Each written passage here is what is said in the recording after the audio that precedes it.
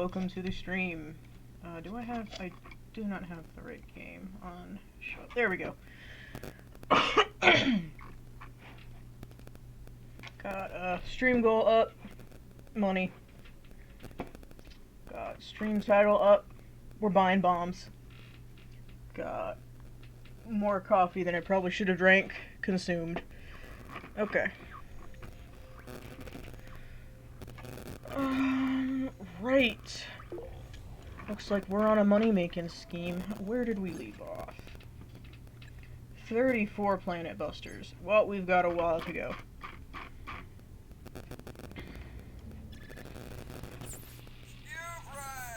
Alright, let's see.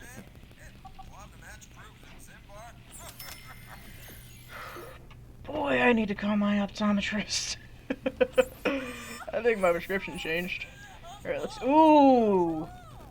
You guys like this spice. So it would appear I just have a stupid amount of blue spice. But that's okay. We'll just skip that. Nah, they might want something. You don't want something? Green, they want green. We will sell green. Alright. I'm living up to my full American potential and buying just a lot of bombs. The issue is they're expensive and no one but my home planet sells them because I had to get rid of the other people that sold them. Unfortunate, but we persevere. Red, white, and blue. These colors don't run. Sell this real quick and then go save them. Alright, where's the uprising happening? Because if it's far away, that's not the farthest I've gone. Okay. You can tell where I just stopped caring about whether or not the cities were laid out well. I mean, why would I? I have so many. Alright, let's go fix these guys. Give them some entertainment.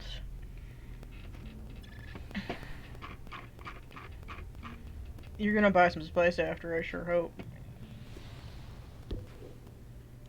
Oh, Lord. No, that's a factory. I need some entertainment.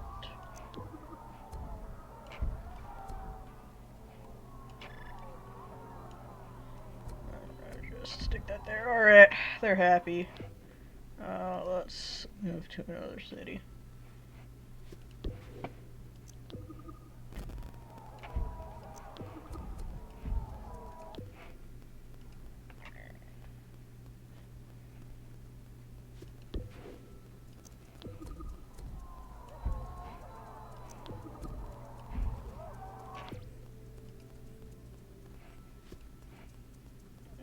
No, you guys are still upset. Happiness restored. I don't think so. There we go, happiness restored now. Howdy, you're very welcome. You want to buy some stuff? No. Alright. You can tell I drank just so much coffee earlier because it always screws up my vocal cords. Ugh. Makes my throat hurt. But it's caffeine.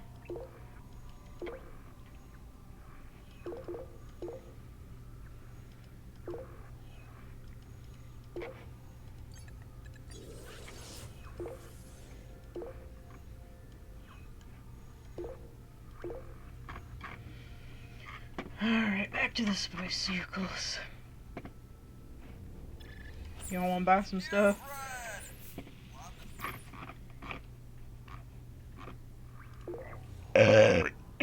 You ever almost vomit all over your desk?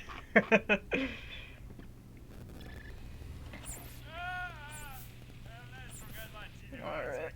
Actually, no, wait. Yellow and red we sell for cheaper. Because we can't get it to sell for expensive. So if memory serves me right, we can get max 100 mil. Once this is all 9s, can't get any more money, and that's when we just go around buying bombs. And not caring about selling stuff, but also selling whatever spice we end up collecting, just because it does help extend the amount of time we can spend buying bombs.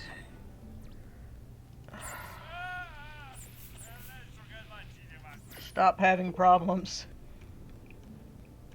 If it's past the wormholes, I'm not going, unfortunately. I genuinely don't have the energy to care.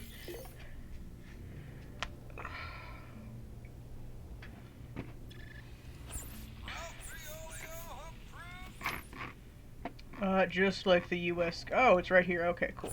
They don't have to suffer then. We can. Oh, this is one of my spice planets. I can't swear because I'm supposed to be somewhat family friendly.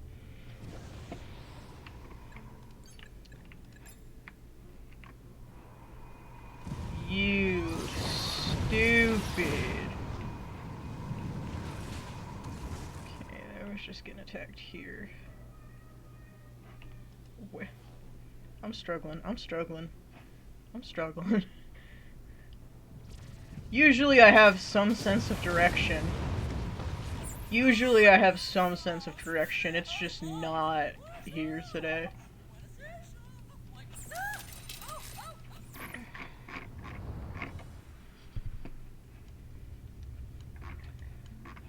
Let me see if Alice would like to purchase spice. Alright.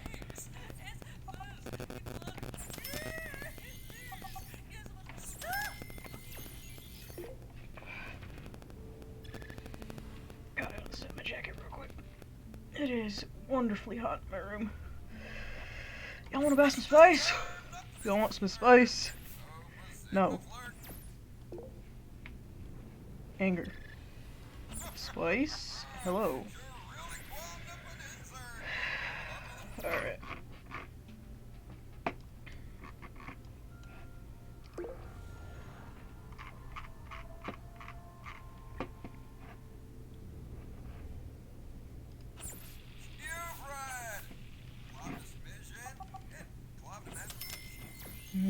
Purple spice, my big seller. But not a big buyer.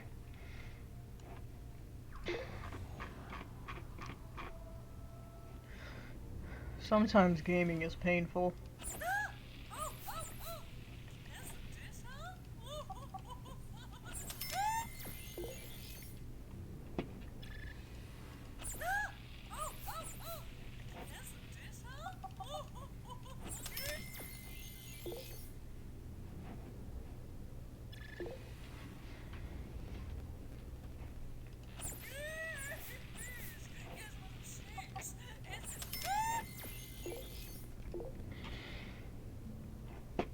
If we can't get a sale.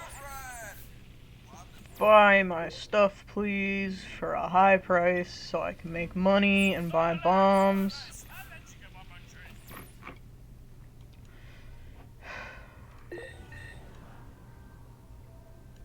No, I won't.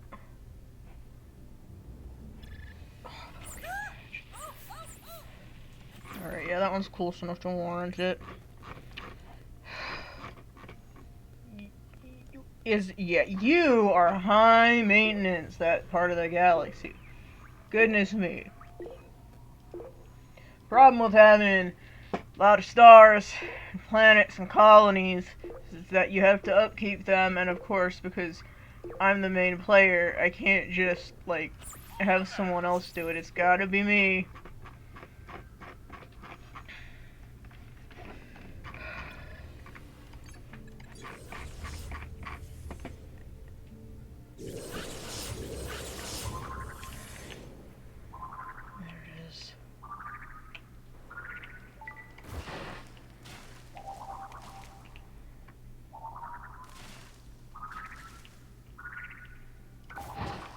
I don't like these missions because I can't see very well, probably because I need new glasses.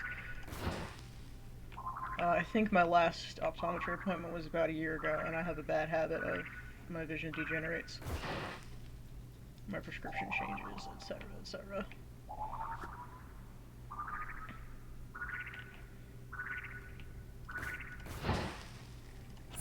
Alright, no trouble. You wanna buy some stuff. Oh yeah. Hi Buttons! Welcome to the stream!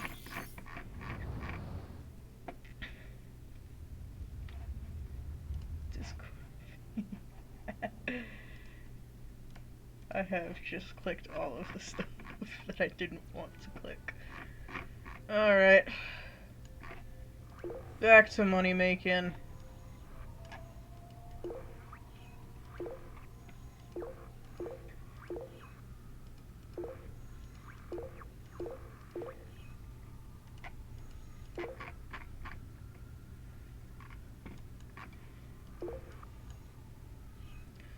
Honestly, I think this green empire is on thin ice. No, wait, no, I was just there. I need to go here. They're getting kind of big. Nowhere near my size, of course, but they're getting kind of big. Starting to seem like they might start thinking they're worth something.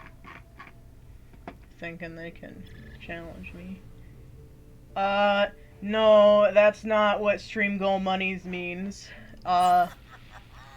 But I might have to set that up soon, just because, affording things like food is getting difficult. That's what we're trying to get this stream.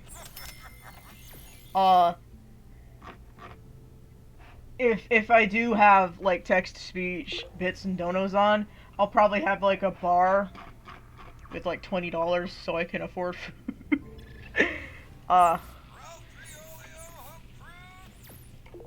So, no text-to-speech, but soon, probably, maybe. Just because it is becoming something that would be beneficial. And I'm going to clarify that you specifically, Buttons, are not allowed to dump all of your paychecks right into my stream. Yeah, we're getting spices, and you sell the spice for money. And you make lots of monies. Lots of monies.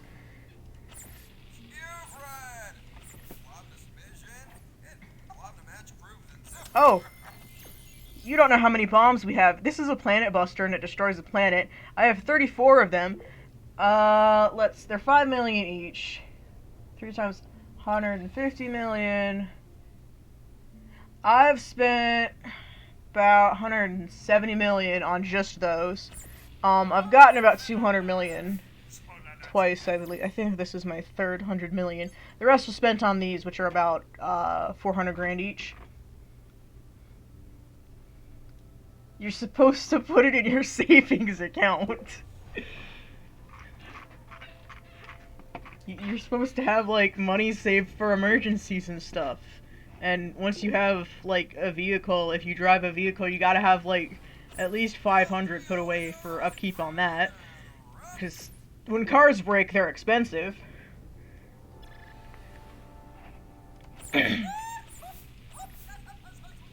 Ooh, they want my pink spice.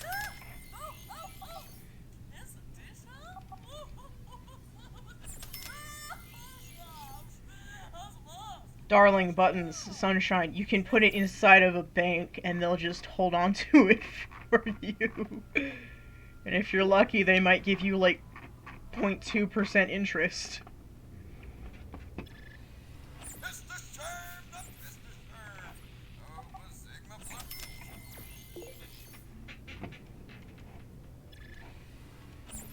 I will look into putting like bits and donos on just for text-to-speech for you. And then I'll see if I can get, like, infinite TTS for you specifically, because I know you really like that.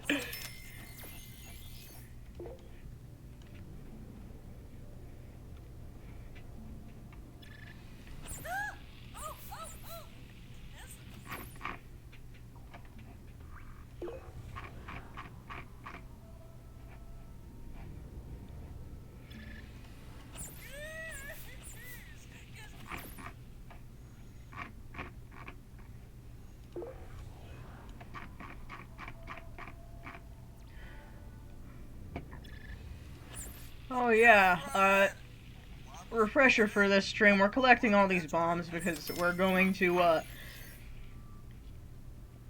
pardon. We're going to destroy the Grox, and I need a lot of bombs to do it. So, I have to buy them. And I need money to do that, and I need $4. So that's why we're just going 8 on the money right now.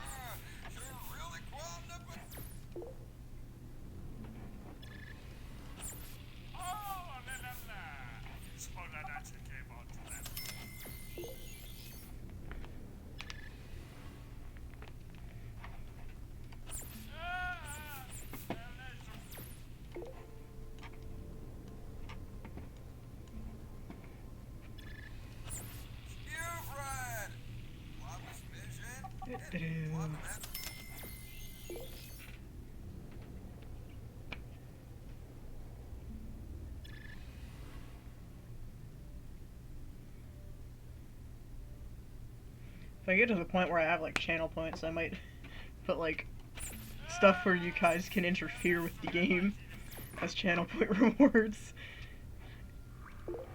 I think that would be fun.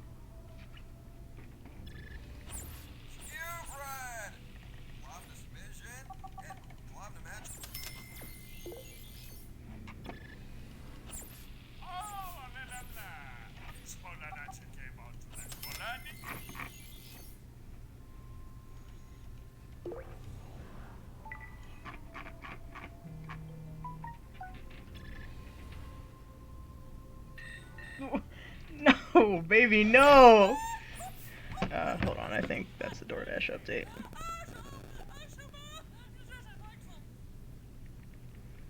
There we go. Yeah, my sister ordered DoorDash off my phone because I keep making new accounts, so I don't have to pay the delivery fee. No, no!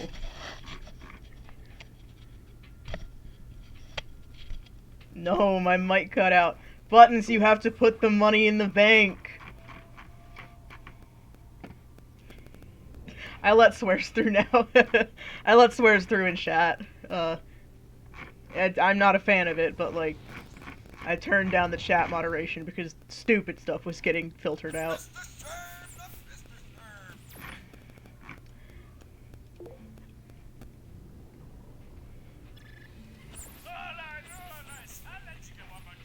Buttons, I learned how to do money. You have to have some in the bank. You have to save some of it, dear. No! No. When I said that, I meant like, someone said X would drive me crazy with regards to how I was playing, and it tried to filter out crazy. And that's why I had to turn chat moderation down. I'm not gonna stop you from swearing, but like, you'd be hard-pressed to get one out of me. No, that's still filtered out. I made sure I left slurs filtered. You can't say slurs. I will have to follow my own rules and time you out if you do that. Unfortunately.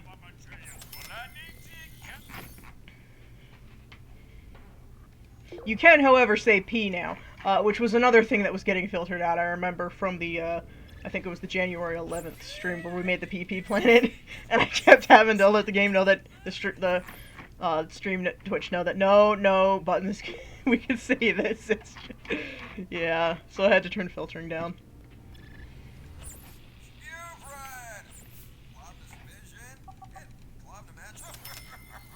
Ooh, I have a joke I can reuse this stream because Buttons will find it funny.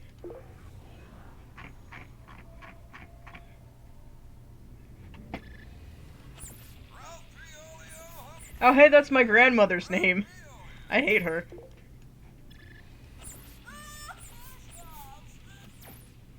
I would love to censor her.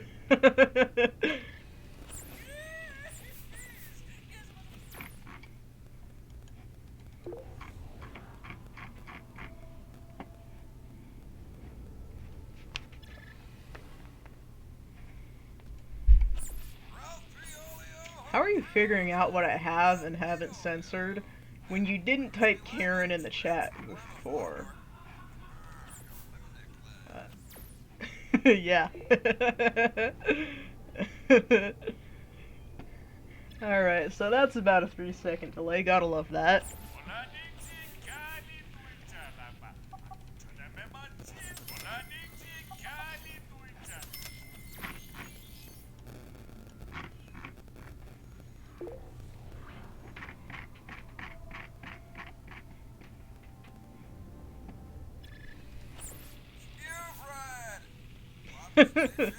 Fair, fair.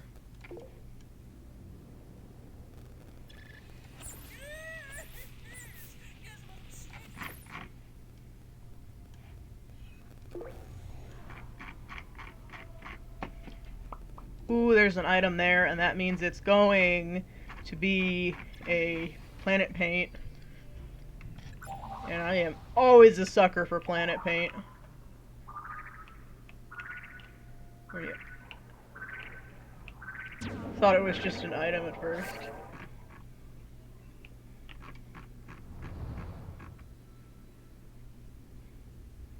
Too yellow-bellied. Like the, friggin' Wild West games.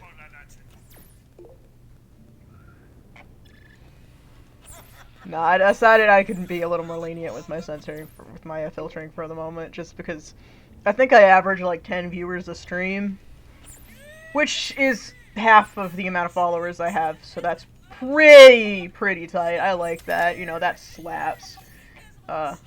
Usually you get like a 1/10 of the amount of followers you have as viewers if you're lucky.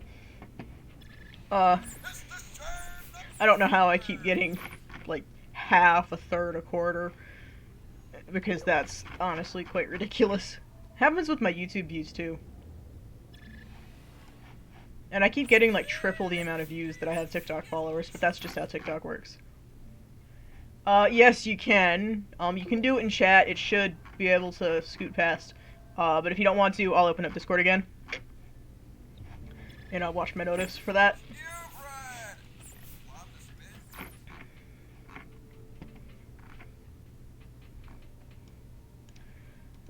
So I do have some bad news. Horse Tranquilizer is called that not because it only works on horses, but because the dose is for a horse. Like, if I gave a horse enough melatonin to knock it out, that would be a horse tranquilizer because I've then tranquilized the horse.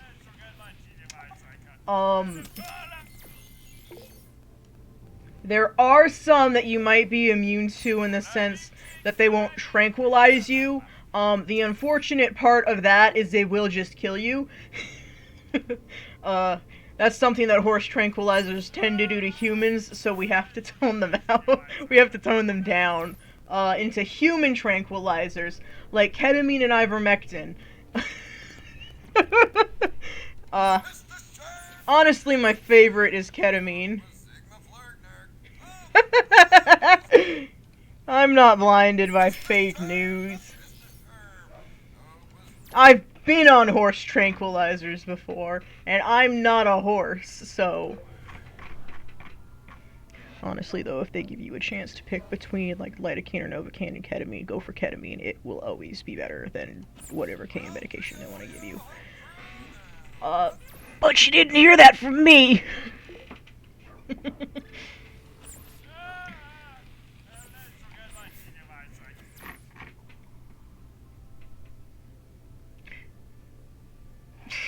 No, is there a...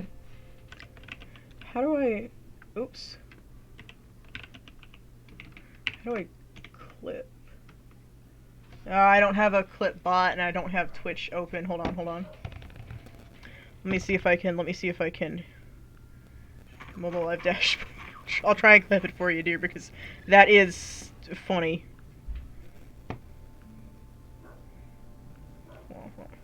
How do I clip my own stream? How do I clip...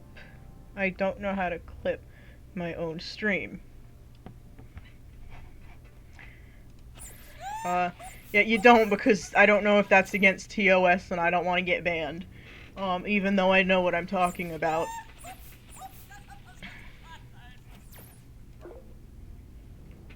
Which is funny because, pardon.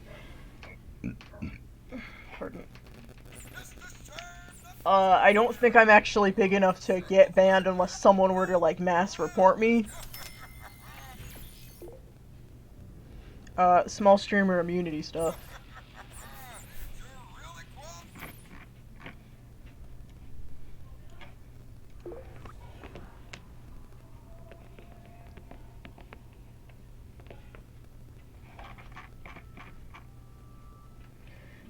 I'll clip it after stream. I promise. I'll save the VOD and stick it in my clipper. And clip. Just because favorite is ketamine and I've been on horse trank. You're right, those are funny.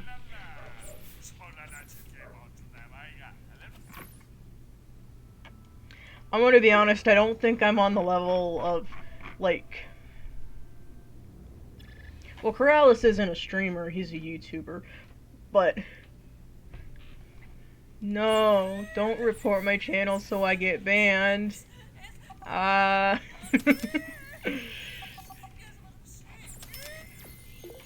please don't turn me into a hat ref.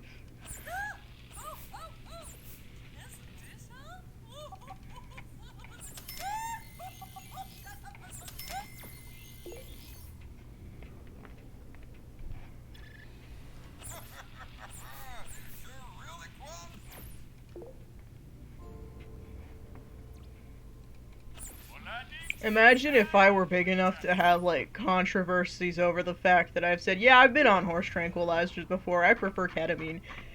Imagine the sort of, like, drama me just saying that stuff would cause. Like, can you imagine if, You know, I've just realized I don't actually watch any big Twitch streamers. Who's a big one? Is Pokimane big? Imagine if Pokimane said, yeah, my favorite horse tranquilizer is ketamine.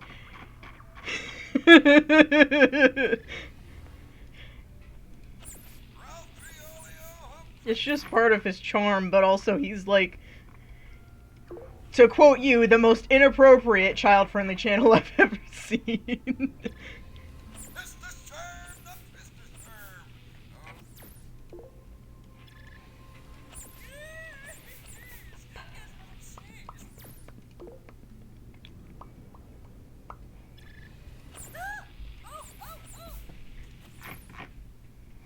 I think I had too much coffee today. I had like 3 cups. Yeah.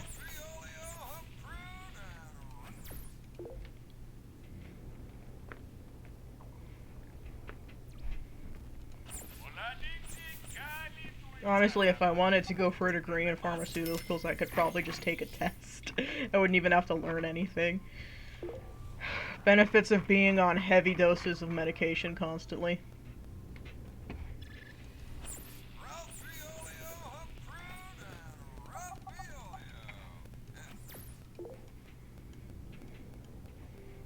I can tell you about more if you like, you just let me know which one you want to learn about. I've been on Bactrin, Keflex, Ceflex, whatever that one was called. Bunch of different antibiotics. I've only been on one antidepressant because it works pretty well for me. I got lucky there. But I've been on a bunch of different pain meds, like acetaminophen, ibuprofen, Scalaxone, Scalaxin, whatever the heck it's called. Let's see. I would let you guys know what, like, opioid pain medications feel like, but unfortunately I've only been on those when I'm fresh out of surgery, so I don't remember what they're like.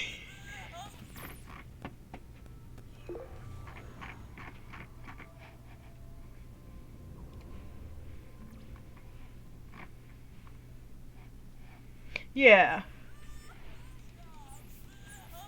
Like, if you're gonna do nicotine, do an e-cigarette. It's better for you. You get a cleaner, you get a cleaner puff than you do with a bong, honestly. I try to do it out the window just because nicotine leaves a lot of debris on walls and stuff, and it can be really hard to clean, especially if you're taking it for like pain or something, like a lot of people do. So for nicotine, you want to try to do it outside or out a window. CBD and weed you can do indoors, but I do recommend well ventilated. I've only been drunk once. Every other time you've encountered drunk me, it's been like medication high or weed, which I almost consumed a ton of prior to streaming before remembering that I was going to stream tonight. I might do a birthday stream, so on the 20th you might get Drunk Ruby again, just because my actual 20... I'm sorry, dude. Well, it's important to know this stuff, because, like, even if you don't do it, if you have a friend who does it, you want to make sure they're safe, like, get them the e-cig. Don't let them buy the actual cigarettes. Like, an e-cig is a lot healthier. If you have to smoke it, use a bong, because it gets you a clean smoke. You don't get a lot of the debris. The water takes care of that. Don't drink the bong water. Don't drink the bong water. Don't snort anything, really. It hurts. I've snorted sugar, salt, 2 different types of pepper, and nutmeg. I don't recommend any of those. They could be good, but personally, they're not my thing. I also don't recommend taking, like, a tablespoon of nutmeg. That sucked. I saw the Hat Man all night that night. It wasn't as bad when I had that horrific reaction to, I think the only, like, opioid-adjacent pain med I've been put on for just general pain as opposed to post-surgery. Honestly, it can be. It really can be. Like, there's a reason the people who take these kinds of substances usually have a lot of issues in their life, and it's because they provide an escape. But it is a last resort. Like, especially for the ones that are addictive, if you start them. If you start them, it's really hard to stop. And it will, like, destroy your life. Yeah, the naltrexone, that was the one where I just scared the life out of you. Talking about the Hat Man. And how my skin was wrong or whatever. Yeah. So if you, take a med and you start, like, vividly hallucinating, that is, in fact, a bad reaction and you do need to stop. This is, like, stuff that my doctor who gave me the medication told me.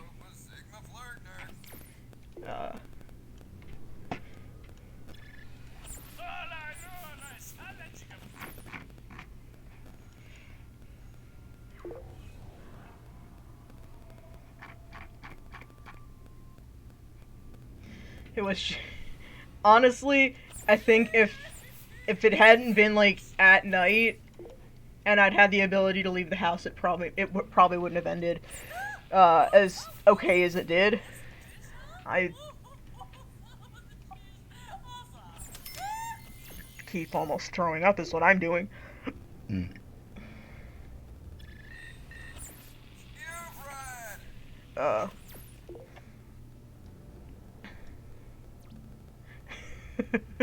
Go ahead. I'll wait for the notif. Oh yeah, I remember that. Yeah, that's why you smoke and vape in, like, well ventilated areas outside. You don't want people to get, like, secondhand, because that can be really harmful. It's why a lot of meds that could potentially be inhaled are typically kept as, like, oral, injection, like, gels and creams, because, like, cross-contamination and accidental exposure can be really dangerous. Fair, I feel... Am I crab rave when I'm on, like, post-surgery meds? I don't... Remember. Yeah, it is. It can be. I don't think I've ever gotten a secondhand. But I know my grandparents used to smoke a lot. And my great-grandparents, when they were still here, were avid smokers. For similar reasons as to why I take nicotine and CBD and weed myself. Chronic pain patient runs in the family. Just like Boston. Fuck molasses. I said like 30 minutes ago that I wasn't going to swear. You were, yeah! I remember that. We just got a crab rape with you.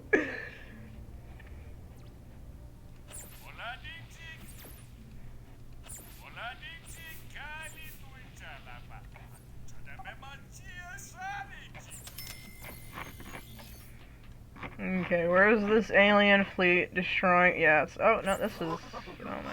Where's the alien? It's way over there, so I'm not going. Unfortunately, that's a wormhole.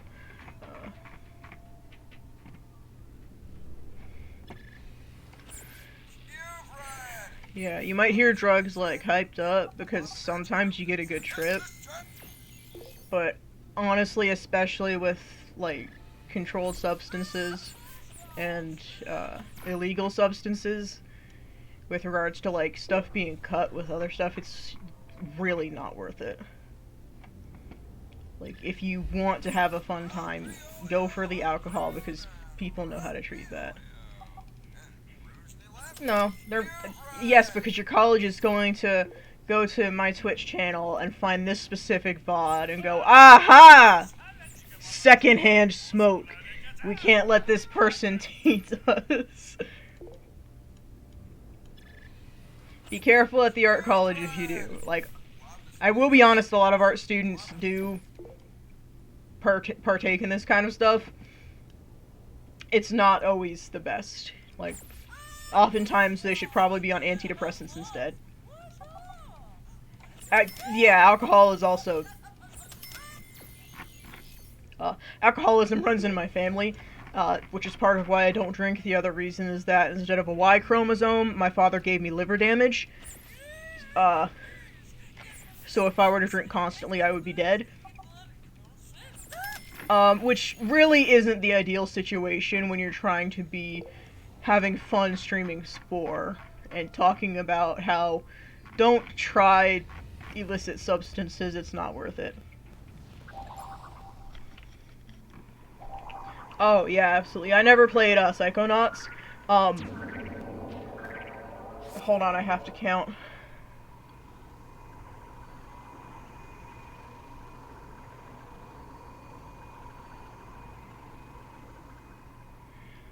I've known 5 alcoholics in my 21 years of life. Yeah, I have inherited liver damage. Like, I literally have like fatty liver disease and it affects my healthcare. And my father also has liver disease. That he's had for longer than I've been alive. The difference between him and me is that I'm not an alcoholic. I prefer to get my kicks in other places. I should, but is Psychonauts free? Because if it's not, I definitely can't afford it right now. And I really don't want to pirate it because genuinely it seems like a great game. And like, I want to support it. Ooh! Let's go gays, love the gays. I myself am a bit of a canon queer.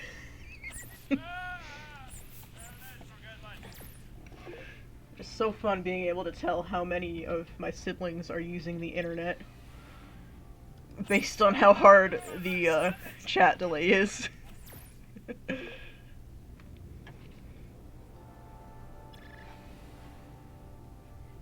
Ooh, I might be able to just like finish some of the commissions and stuff I have waiting and buy it.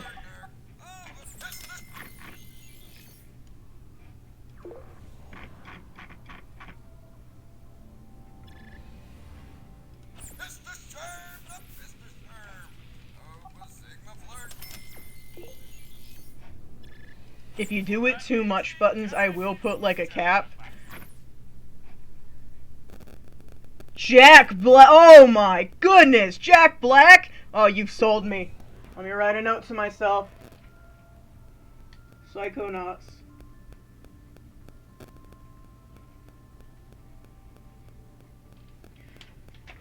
Right underneath the phone number that I have to call that it took 2 months for the doctor to give me. 2 months of trying to make an appointment, and I didn't learn that I needed this number until today. Healthcare at its finest. Anyways, back to Jack Black. Gender envy. Like, if I was a man, more of a man than I am, if I was more man than man adjacent, Jack Black.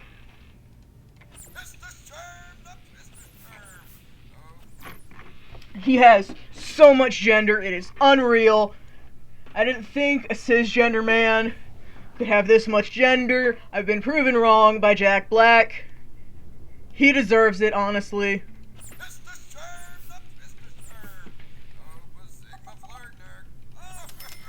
Alright, we're 3/4 of the way to updating the stream goal text, which is going to be very funny.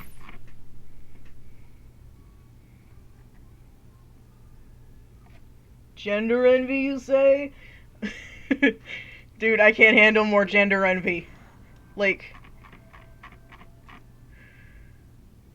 yeah, I would love that. I can't handle more gender envy, Buttons. I'm like, I think about a month's worth of beard growth away from being able to dye my beard pink. Specifically to upset my grandmother. Because she doesn't like that I have it. I keep clicking the wrong thing on my taskbar. Because my brain tells me that it should be this, this, or that. And it's not. Well, I have to scoot something over. Let's put this where I think it is whenever I click it, so that I can do this, and there we go.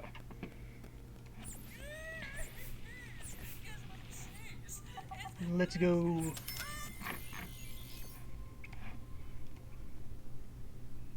Oh, I'm gonna make that jacket. I don't know how to stick him on the, screen. But he's just got this really colorful jacket, and he is shaped like a door, much like myself. So I think what I'm going to have to do as a result is, make that jacket, especially because I have fabric scraps in that exact color.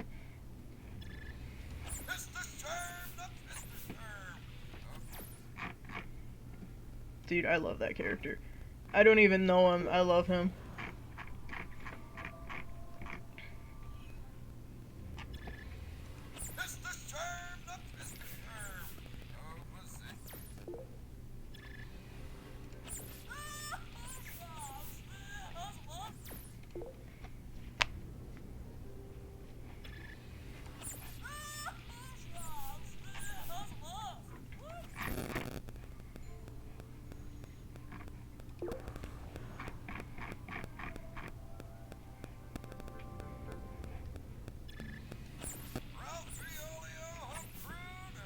I wonder if there's a badge we could be, like, shooting for when we do this.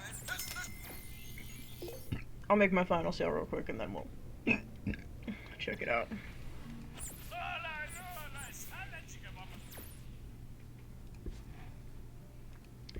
Badges.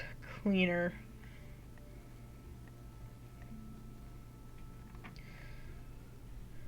Cleaner might be it, because I keep getting eco-disasters. And Wonderland Wanderer is probably going to be one I have to, like, have help with. Yeah, we'll shoot for Cleaner right now.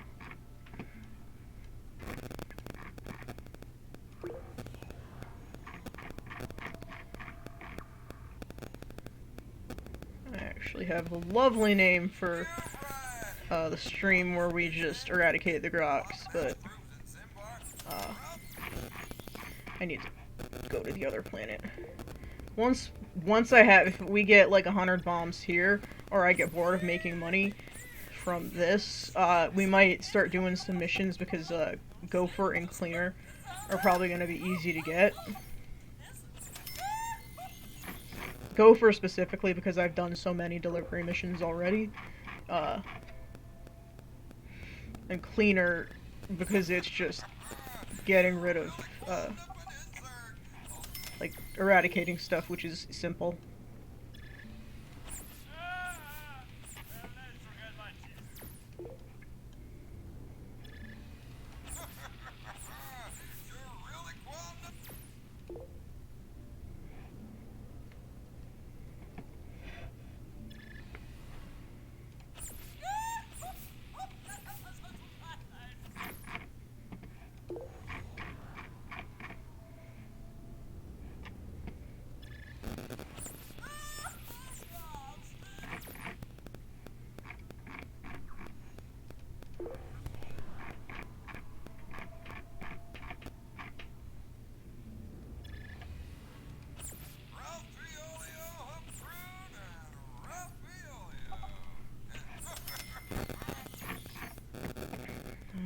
It's money time. We are 20 million away. We can do it. And then I can go on a bomb purchasing spree and reuse the joke I used last stream that buttons will lose their mind over.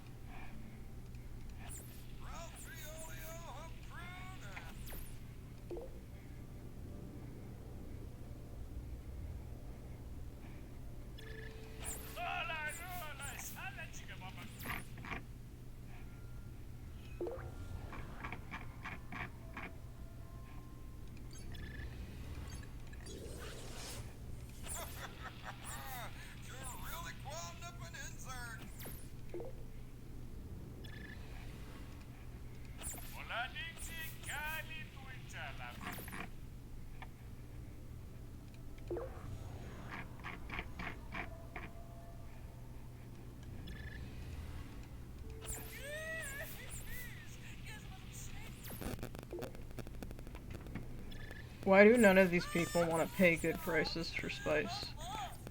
Like, 11k for red is the only good price I've had in like a dozen stars.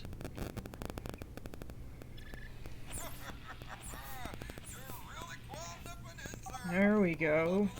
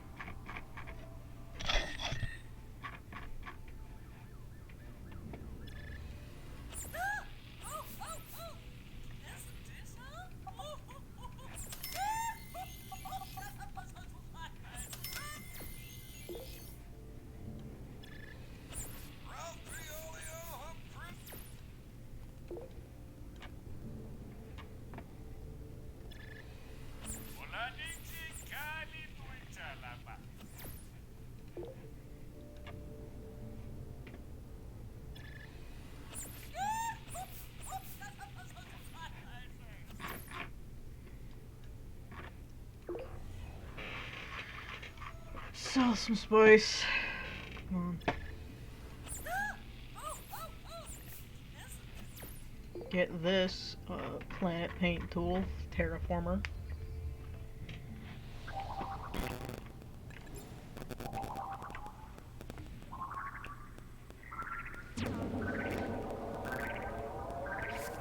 Hey, oh, I have all the sky colors. I have all the colors except that one. Darn. I have almost all the sky colors. Let's go.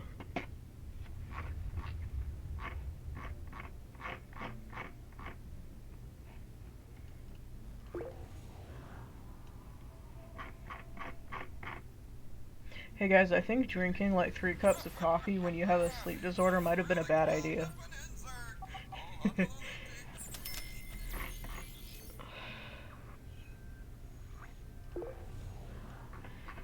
I've had like 3, what are they called, sleep attacks or whatever today, and I can feel another one coming. So, if you have a sleep disorder and you're thinking if I drink enough coffee it'll go away, it won't.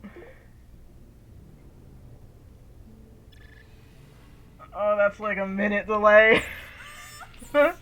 Oh dear.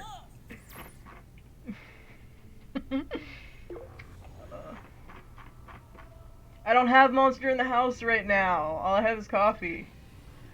And like, it does help with chronic pain, which is why I drink caffeine in the first place.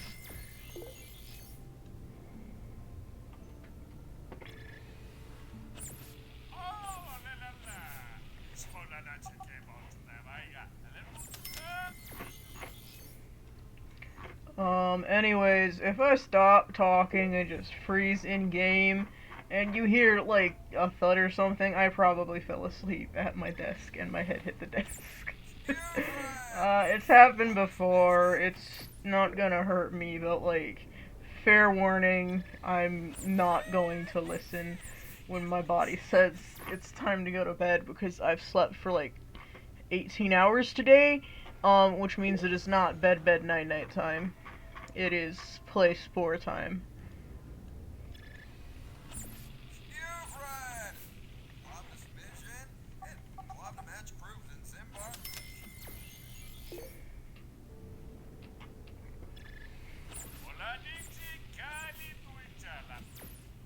No. No.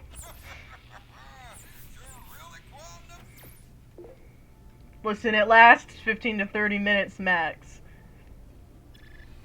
It's just how my brain works, I guess. Sleep machine broke. And this is the it gets jammed. And these are kind of like when the printer gets jammed, and then you get a bunch of weird ink blots on the page. This is the ink blot.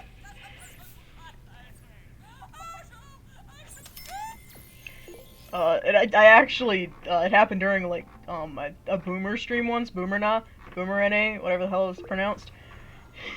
And, like, if you don't know him, he's loud. And I was watching the stream, and then I woke up, like, to him screaming, and I was like, how did I fall asleep? Yeah, it turns out the answer is sleep machine broke, and I need to go to the doctor for it. So that's gonna happen soon. In the meantime, I probably should drink some water today with the amount of caffeine I've consumed. And also because I'm supposed to drink like 6 liters of this stuff a day.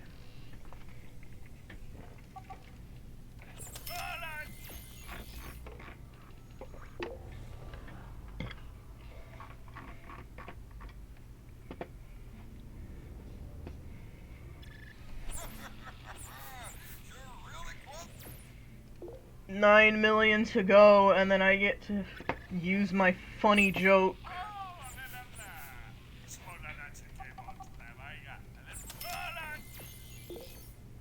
Because I have a sense of humor.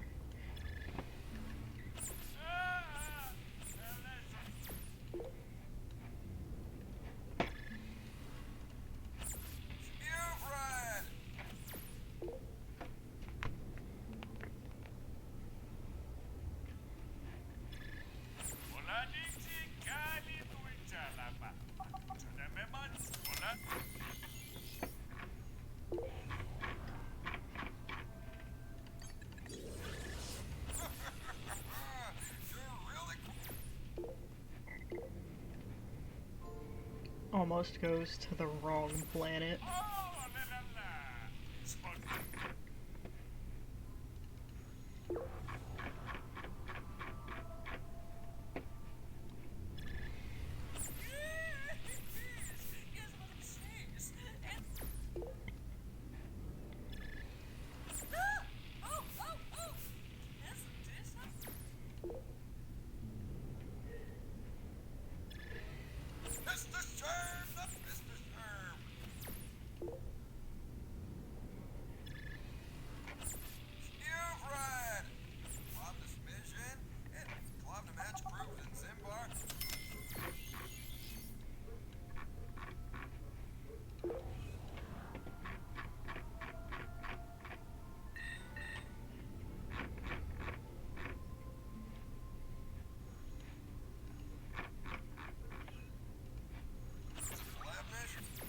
Okay, eco disaster time. It's free badge progress.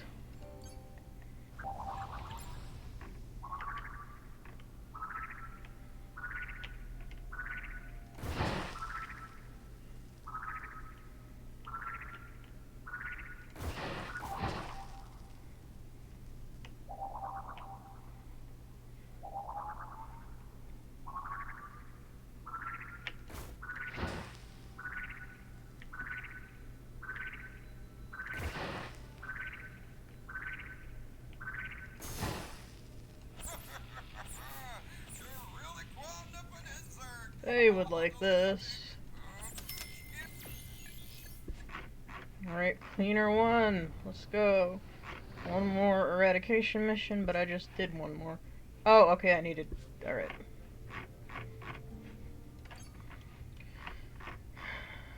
Sad champ.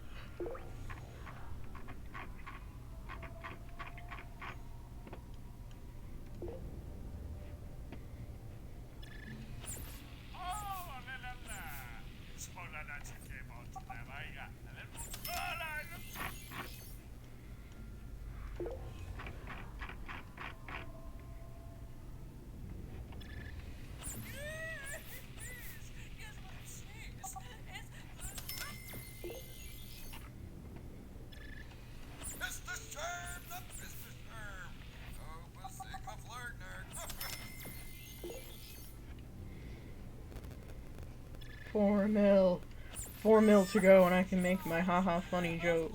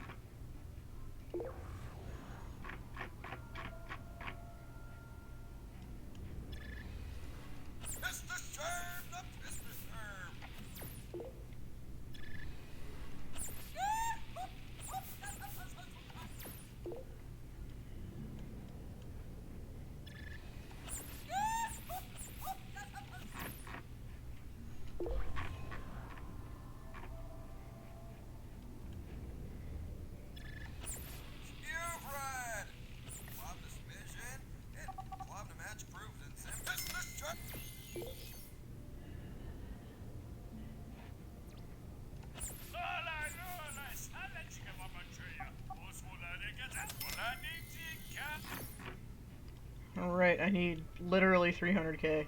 Can we do it?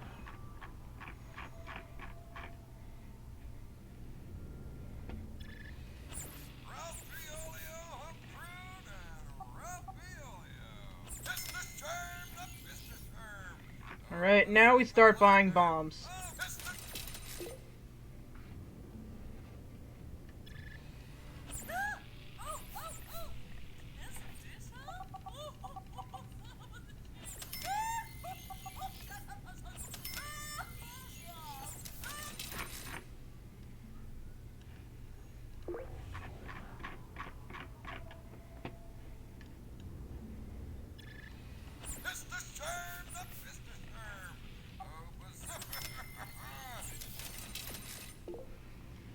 Bomb. Oh, right, I almost forgot.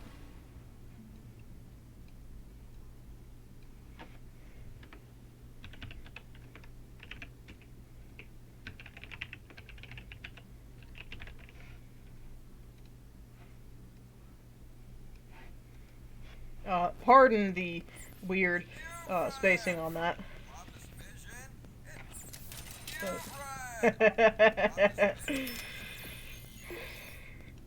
Special interest go. Why does my voice always pitch up when I roll my R's? I'm supposed to be purchasing bombs. It's ridiculous. Anyways, we probably have about twice as many bombs as we have right now if I had someone who would sell them to me, but I don't. Because no one wants to make them.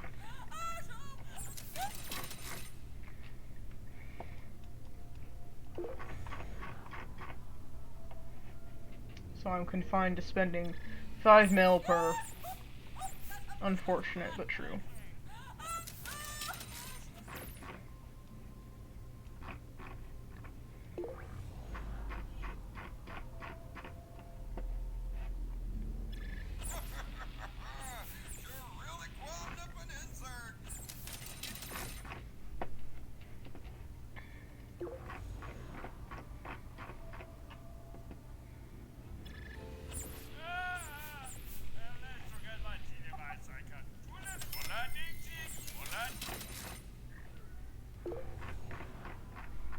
Hee hee, hoo hoo.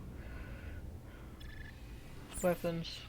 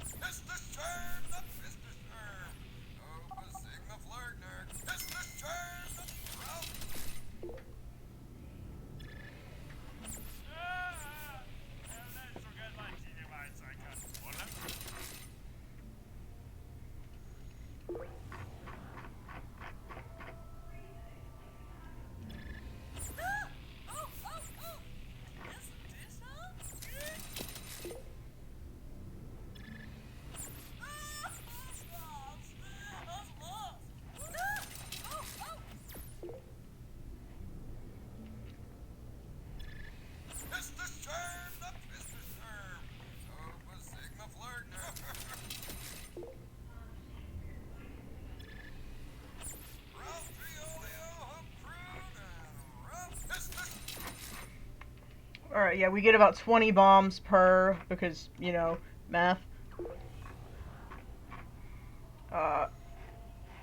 Just a sec. We're gonna have to take a water break. Because my, cup is empty. I'll be right back.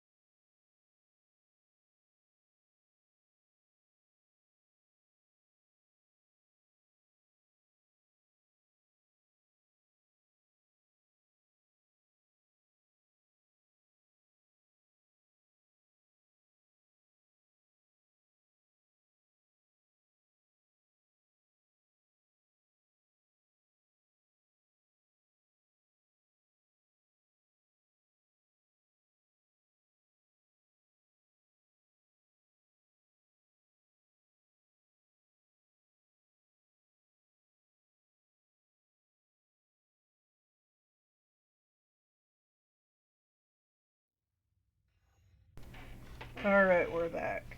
Oh, I'm glad you're having fun.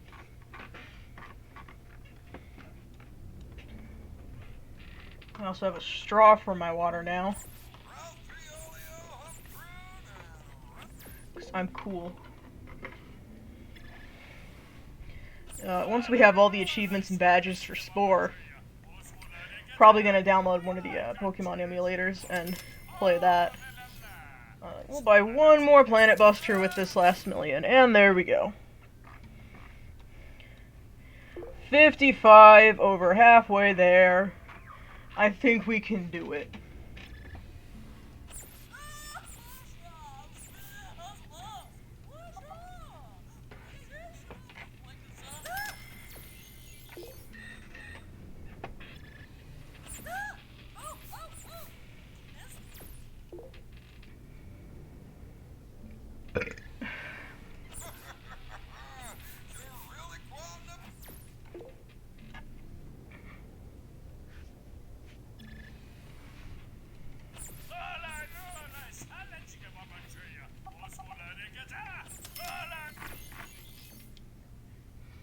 Ah, right. Stringle. I think I'm gonna have to scoot this back over. I'll just move this whenever I need to, honestly. I don't care. It was a bit of a hassle when I first put it up, but at this point, I think I'd have to use, like, Stream Elements to get it, or I can change it whenever I want, and then I'd have to use the Stream Elements website to update it. And as much as I like Stream Elements, it has my follow alert, and my other alerts and stuff. I don't really, like, want to have to go to Stream Elements every time I want to update something.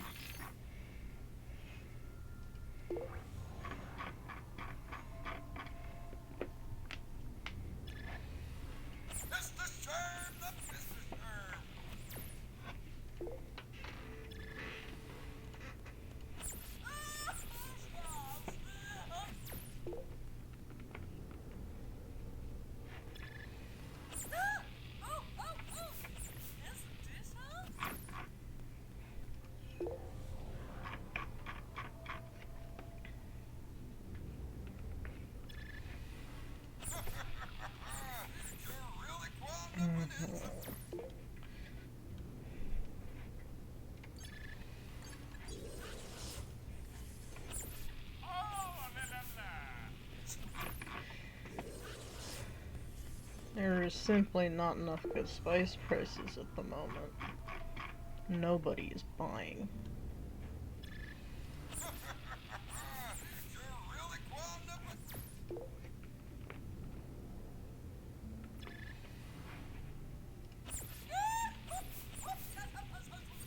No, I didn't want to click missions. I wanted to click trade.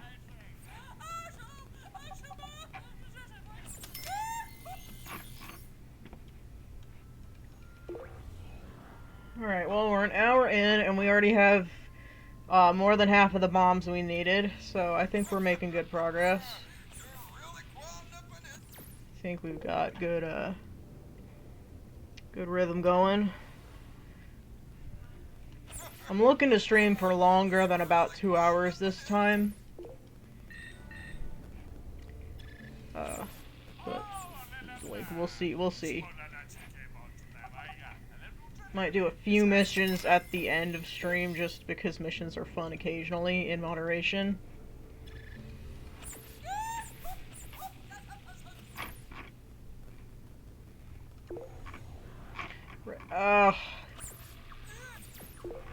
They're hurting my spice production, and they're doing it on purpose. Right, cool.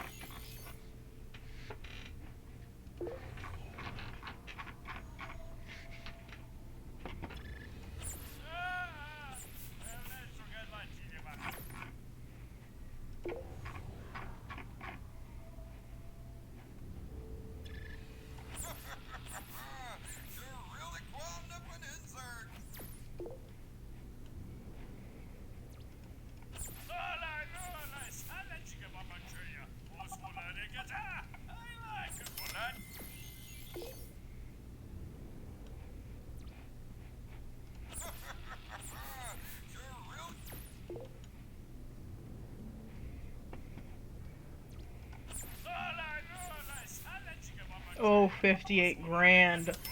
Let's go. I am having a great time. That is so convenient. Alright. One of you people paid so much for green, it was you.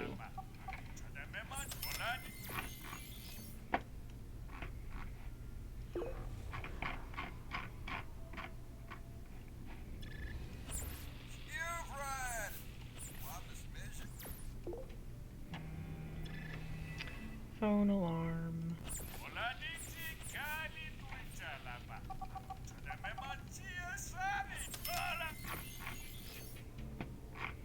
10th of the way there.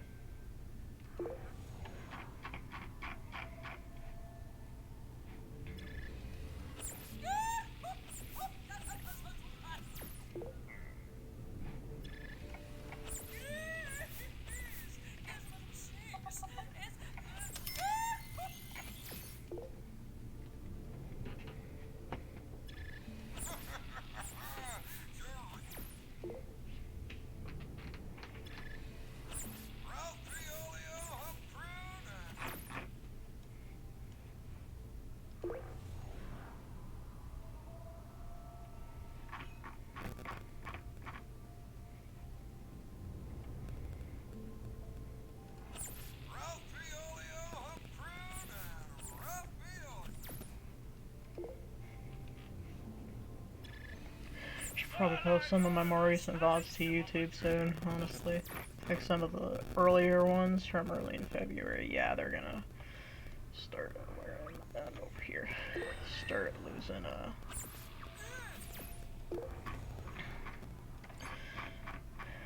losing the ability to be watched here soon.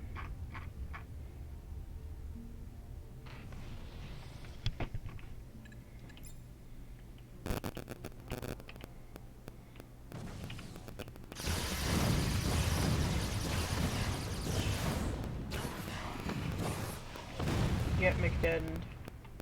Get McShot. Get McKilled.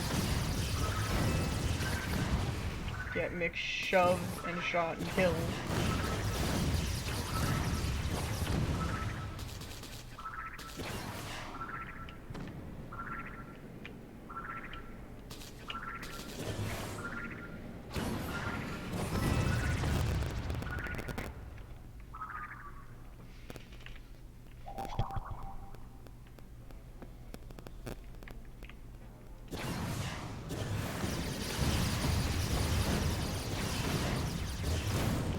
Explode.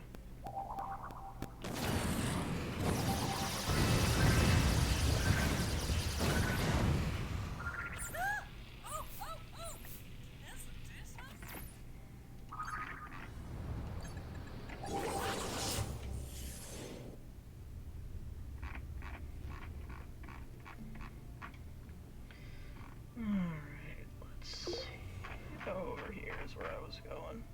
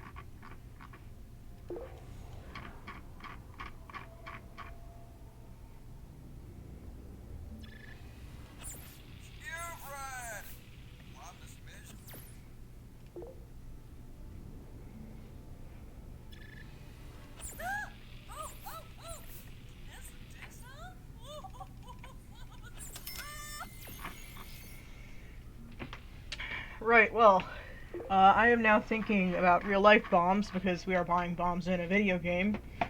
So I'm going to start saying facts about, like, nuclear weapons. So the largest bomb ever created, I believe, to my knowledge, is called the Mother of All Bombs, 100 megatons of TNT. The full power of the bomb has never been tested because a half-power bomb was tested, I believe, like just east of Siberian Russia, along the coast of an island up there. And like fallout particles from that bomb were found hundreds of kilometers away. And it's thought that the full power of the bomb, they detonated a half-power 50 megaton. It is thought that if they were to try and test out a full 100 megaton power bomb, it could have an effect, like, nearing the sort of scale of fallout that Chernobyl had, except it's a man-made weapon and not a nuclear accident. As far as I'm aware, nothing bigger than that has been created, just because Chernobyl had such a massive cleanup that were a bomb like that used in a war, the amount of cleanup required and the amount of fallout as a result would just obliterate literally hundreds of kilometers worth of, like, livable area and people, etc., etc. Like, we're talking, if you live, like, we're gonna switch to Imperial units here, if you live, like, 100 miles from Los Angeles, and Los Angeles was targeted with this bomb, you would die in, like, the shockwave and explosion. And then there would be fallout, like, I think the calculations say you could find fallout particles over in, like, Yellowstone. Like, deep in the Great Plains. That is the biggest bomb ever created. No, I don't want that. Let's see, the first bomb created was a uranium bomb, made during World War II, because the United States needed a way to contain World War II. Like, at this point, it was a bit of it was like a 50-50 chance. Like, it kept tipping back and forth. Would the Allies win? Would the Axis powers win?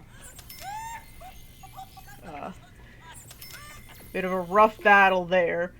And while the atom bombs were never used in Europe, because storming the beaches at Normandy and D-Day worked so well,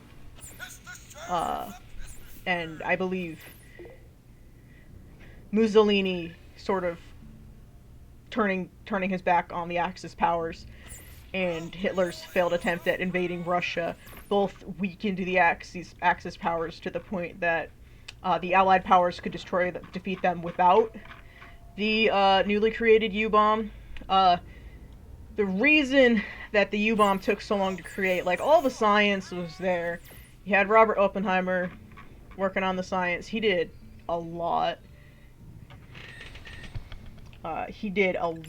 Which is why he's credited with, mostly with creating the bomb. It was actually a team of scientists at a site called Los Alamos that designed, created, tested, etc. the bomb. The issue was the bomb needed such an amount of enriched uranium, and not like nuclear fuel enriched uranium, like super enriched uranium, that it took the bomb was designed fairly quickly. Like, Robert Oppenheimer was a smart man, and he and the team at Los Alamos had the bomb designed within a few years.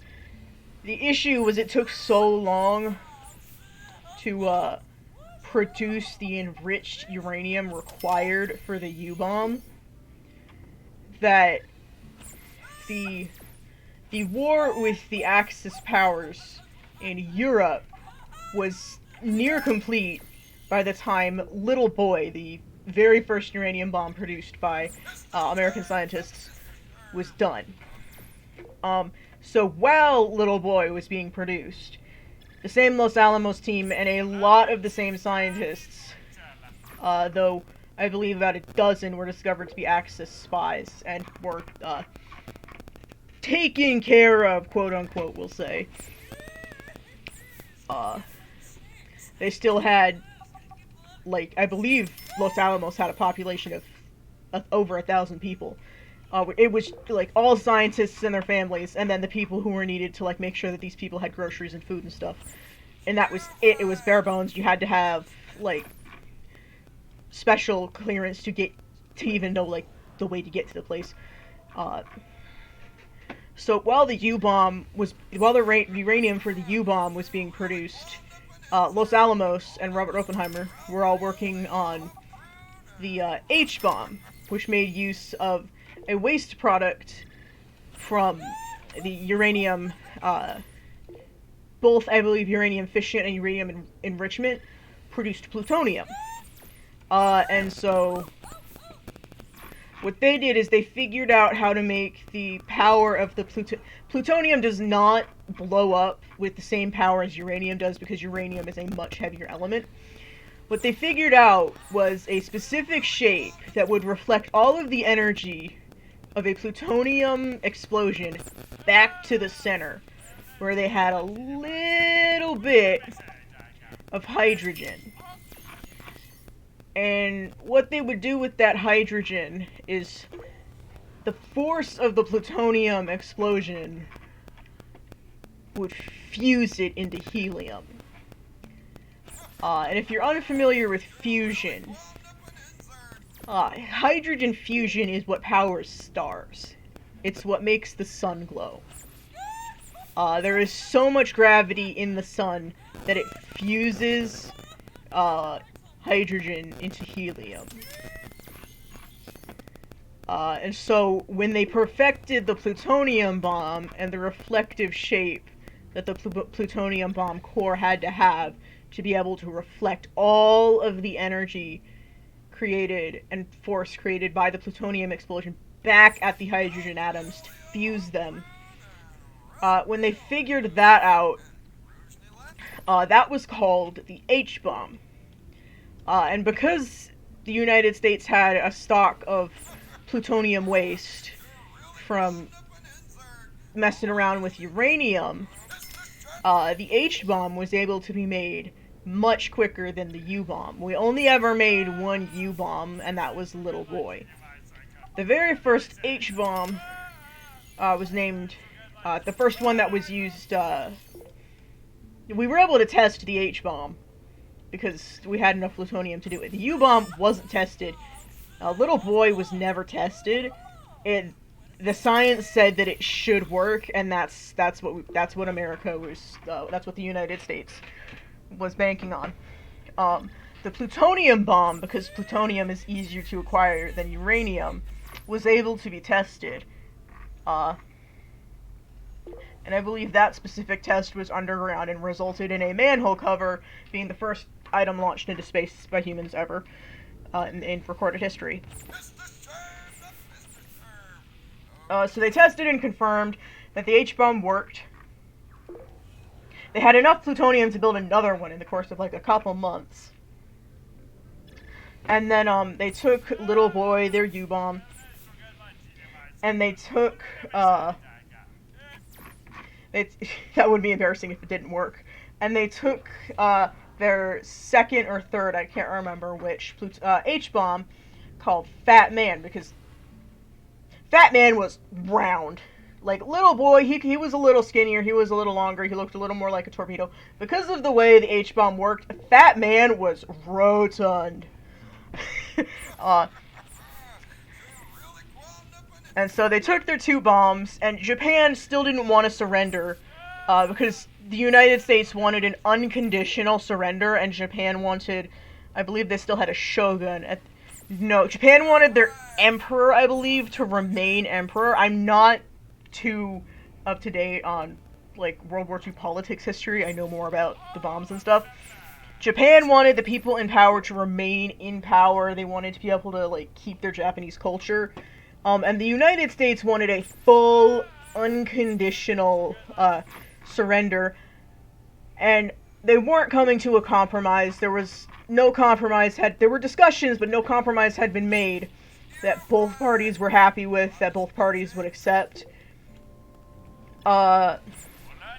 And Japan was still actively invading, like, Oceania, the Philippines, China and Korea, stuff like that. So once we had Fat Man and Little Boy,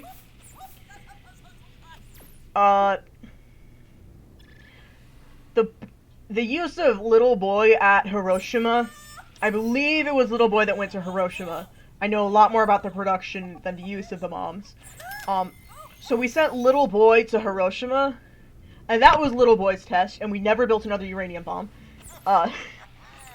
It worked, which is good, because as Buttons said, the scientists basically went, yeah, the math says it'll work, so if it hadn't blown up, that would have been embarrassing for them.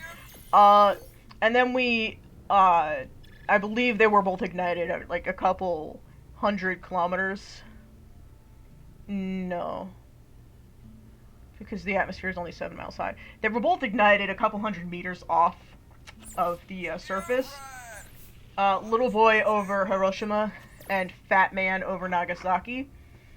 Fat Man actually had, I believe, a bigger explosion just because it was a fusion bomb as opposed to a fission bomb.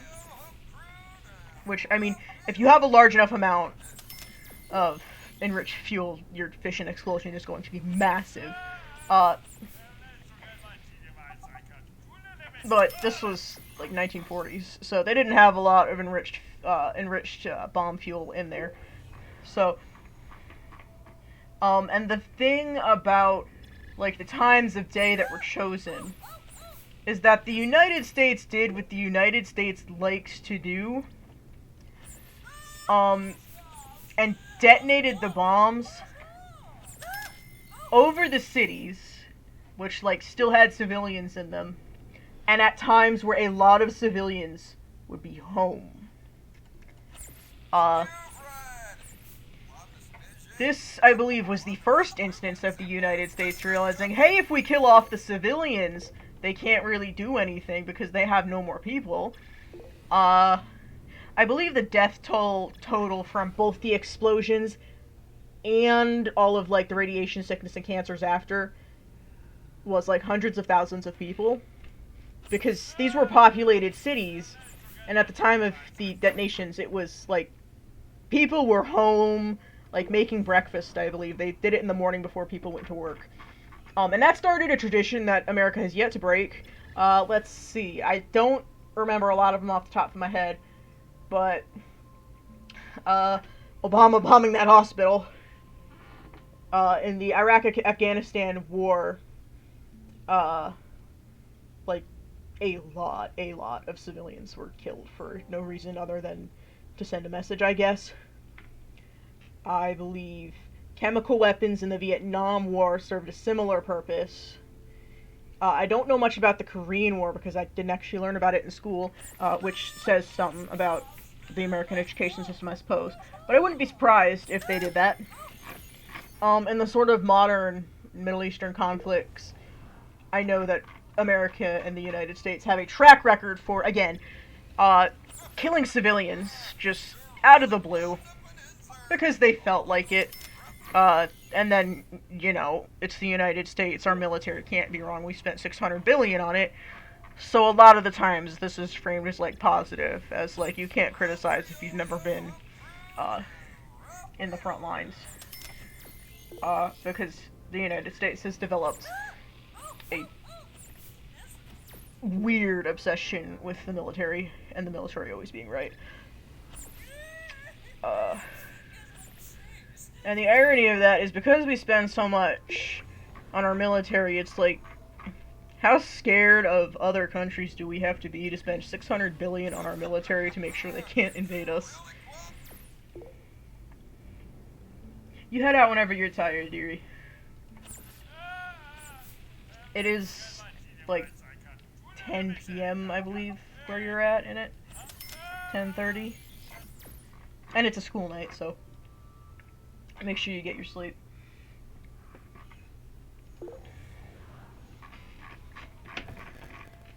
Yeah, so America has a track record with just genuinely being awful with regards to when and where we blow stuff up. And that's the story of Fat Man and Little Boy.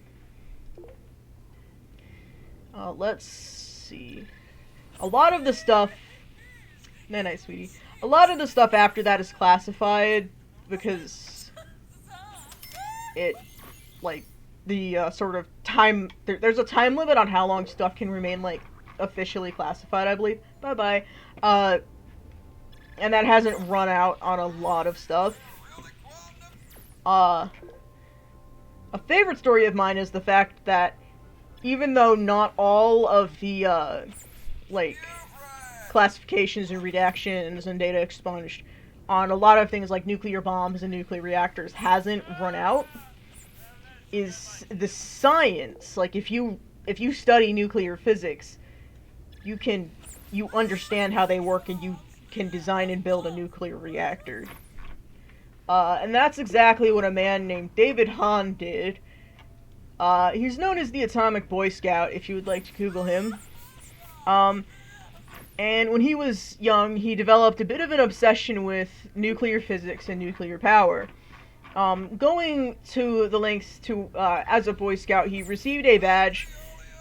He received the Atomic Badge, Atomic Power Badge. I don't know what it's officially called. He received that badge for designing a nuclear reactor. I believe it was a type called a breeder reactor, which makes its own fuel as it as the fission reaction happens. It fissions into more fuel, something like that. So he designed one of those. Fairly small, but it was functional. Like, you could build it and it would work. And wouldn't you believe it, that's exactly what he did. After he became a Boy Scout, he would study, like, the stuff in his mother's shed. I believe he was in his, like, mid to late 20s when he began, like, actual work on the radioactive stuff. But, like, he acquired about 500 used fire alarms, like fire alarms that didn't work anymore, because fire alarms had a little itty bit of an element called americinium in it, I believe. Americium, something like that. I don't know exactly how it's pronounced. And that is radioactive enough to be used as a fuel. That's a heavy enough element where if you do it right, you can use it as, nuclear fuel. It's not common. I don't think it's the best fuel, but it works. It works for breeder reactors apparently, because it's what Mr. Hahn used. I need some water. There we go. It's what Mr. Hahn used for his reactor. He built it in a shed in his parents' backyard. With no shielding or anything, and without telling anyone what he had done. And no one really went into his shed because it was, oh, that's just David's science shed. He doesn't do anything dangerous in there.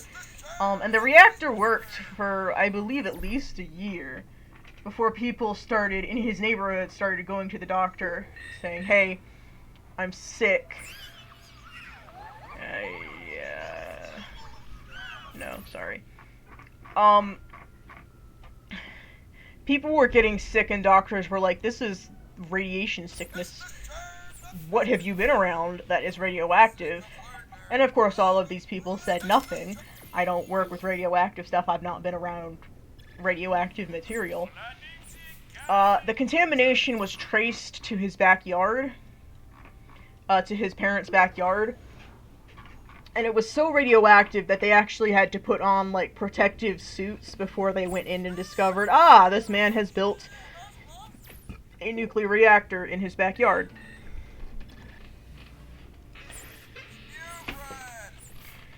He did get arrested and he went to jail.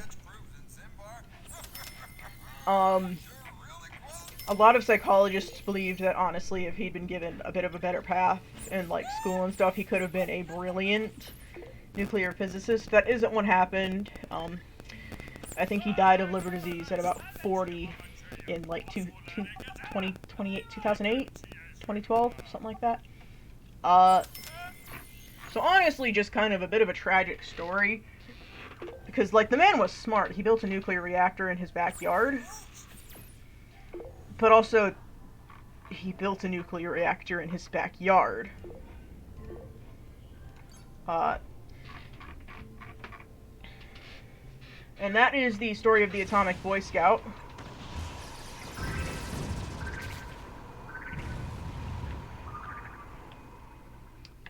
Let's see, what other fun nuclear power stories do I have? I know a lot of people know about, like, 3 Mile Island, Wind Scale, stuff like that. The Demon Core! A personal favorite of mine. I don't know dates for this, I just know, like, how the sort of thing went. So the Demon Core was a sphere of radioactive material, that was encased in a larger hollow sphere of moderator material, which slows down the neutrons and lowers the amount of material needed to start a critical fission reaction. And these two, the bigger sphere was split in two halves. So you had two halves of this massive sphere, and inside you had this safe, well, it was not completely covered by the outer sphere ball of fissile material.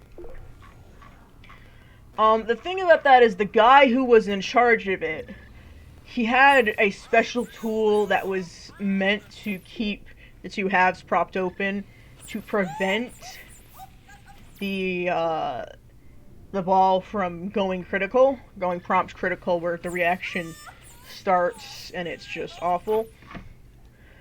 He didn't use it, of course. Instead, he used a screwdriver to keep the two parts separate.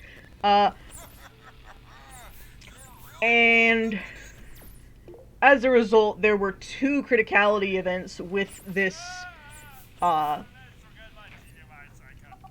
Demon Core, as it is named. So the first one, he was showing it off, talking about it, using the screwdriver to prop it open. The screwdriver slipped. It didn't pull out fully, but the core was enclosed enough by the moderator material that it went critical, it went prompt critical, and the reaction started. Everyone in the room was dosed with radiation. The man operating it, of course, received the most radiation because he was right next to it. He did get reprimanded for this and told to, hey, use the tool we gave you, it's there for a reason. Later...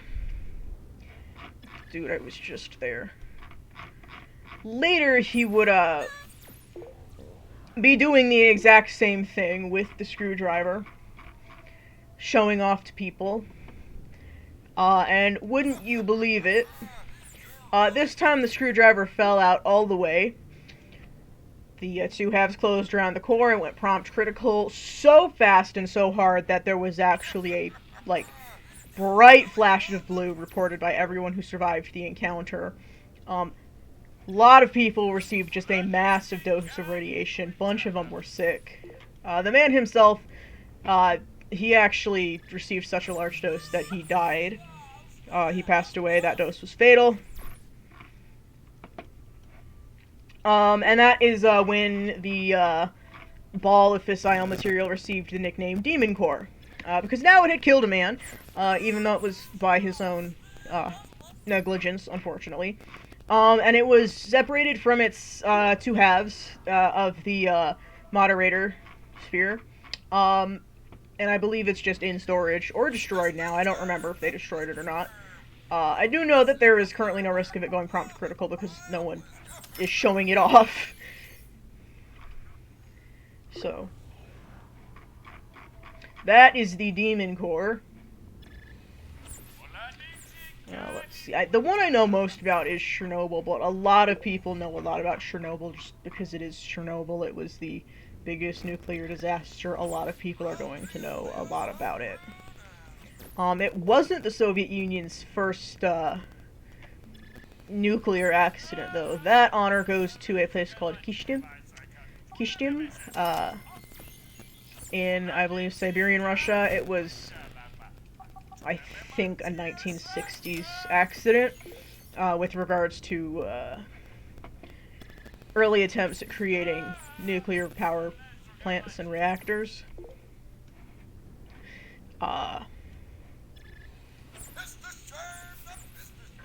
That was the first incident with regards to a nuclear power accident that went uncontrolled in the Soviet Union. I don't remember the... Oh, yes, I do remember the first in the United States. It's a reactor called SL-1. It was a very early designed reactor. And the thing about this reactor is that the way the control rods were designed, the center control rod held a lot more control over the reactor than all four of the outer rods. This is now, you cannot design reactors like this. The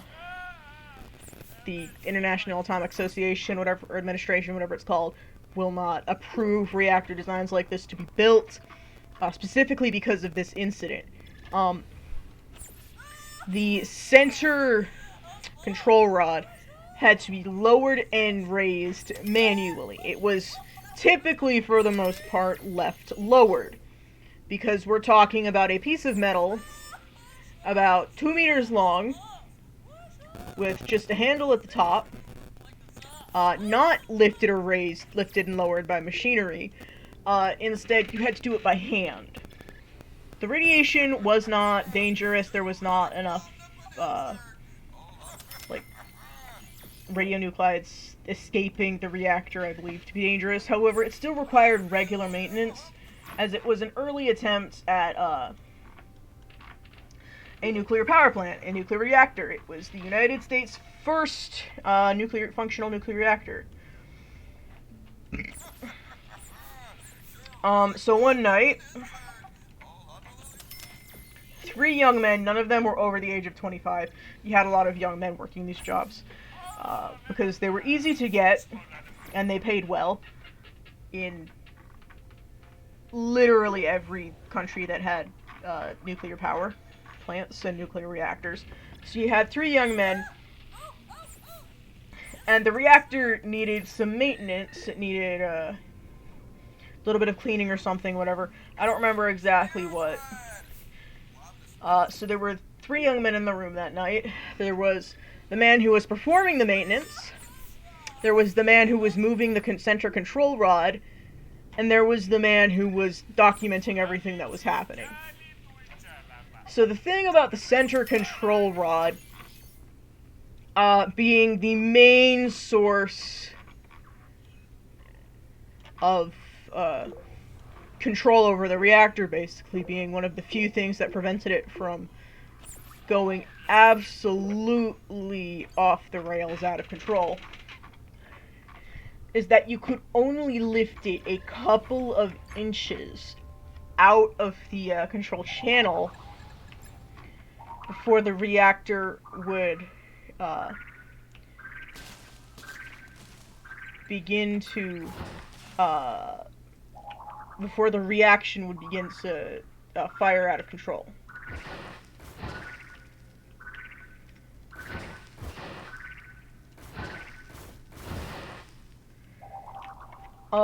So on this night, you had 3 young men, one of them pulling the control rod up just a few inches so that it could be worked on, one of them working on it, and a third documenting everything.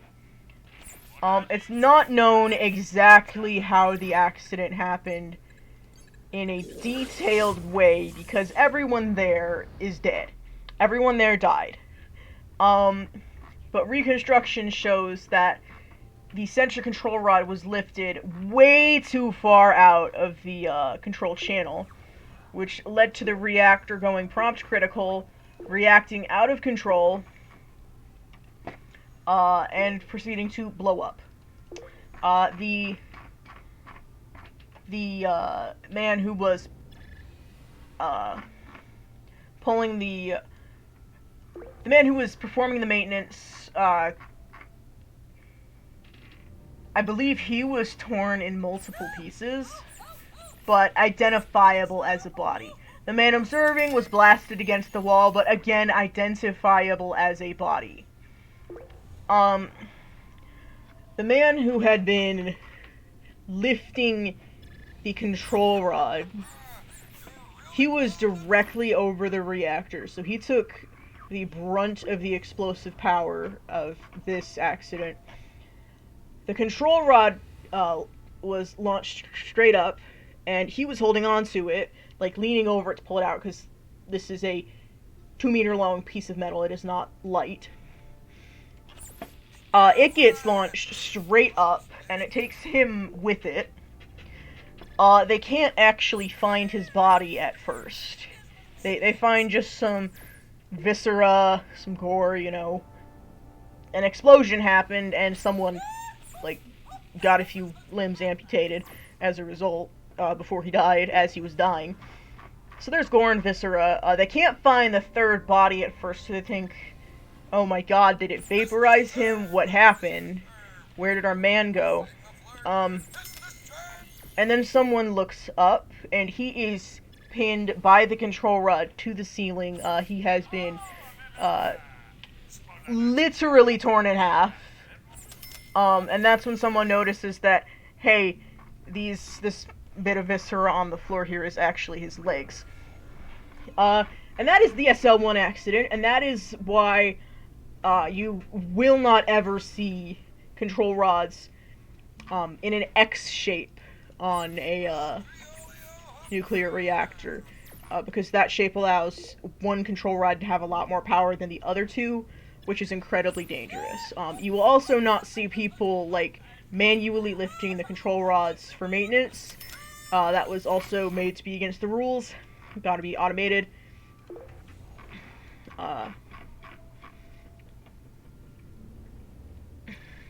So that was the United States' big first nuclear accident. The reactor itself wasn't powerful enough to do much more than irradiate the room a little bit, but it did sort of set a precedent for, like, watch out for safety when you play with the power of the atom. And that is the SL-1 accident. Genuinely just kind of awful. Like, none of those men were over the age of 25. One of them was, like, newly married, though he was having marital troubles. Potentially financial troubles on one of them. I believe that was the guy who was lifting the control rod. So really unfortunate, honestly, that those 3 guys lost their lives because of bad safety at a nuclear power plant where they were told they would be safe. That's all that's coming to mind right now. I really feel like I shouldn't go into the effects that high-dose radiation has on the body, because that might actually, like, get me banned, seriously. I feel like they would actually search the VODs for that and be like, yeah, no, you can't say that stuff. Don't describe that. If you have a strong stomach, you can look it up. It is fairly well represented in the HBO show Chernobyl, which I'm probably going to watch for the 5th time this week, honestly. I really like it. Been watching it every couple months since it came out.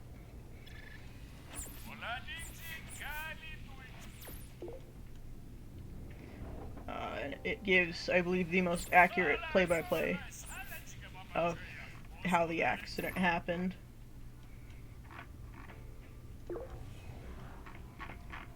Presents it really well. There's some inconsistencies with how the injuries would look, especially late stage, but for the most part, it's pretty accurate.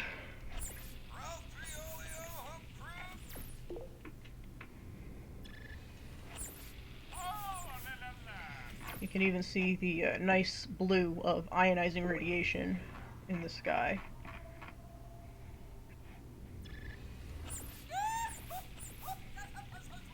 Man, I should have just started talking about my special interests on stream sooner. That was the easiest hour of talking that I've ever had in my life.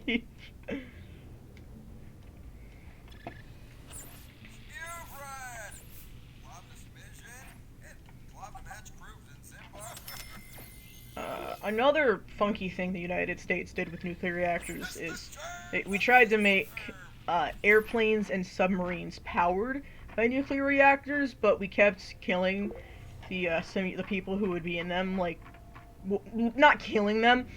The radiation levels in the living areas kept being way too high, and then we kept having nuclear accidents with the reactors because this was the 1960s, and reactor tech was still so new.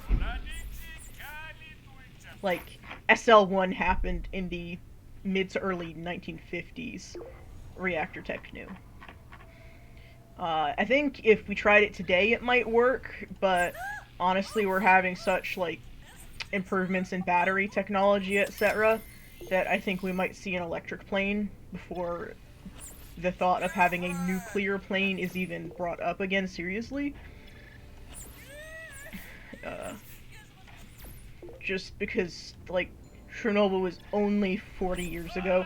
All of the people who, like, saw it on TV, watched the disaster unfold, are the people in charge of making those decisions. And as much as nuclear technology has advanced, you don't really forget something like that.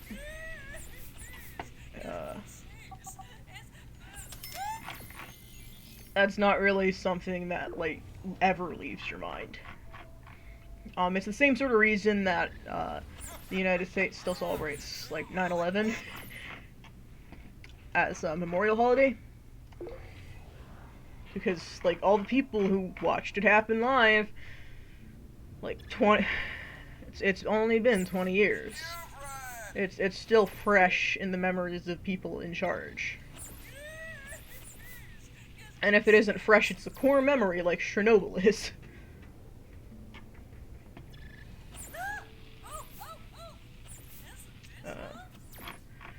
So that's some fun knowledge, some fun facts you can tell your friends.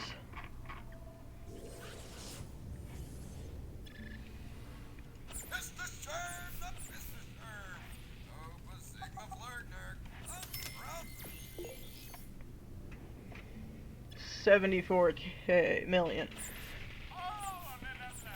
Let's go.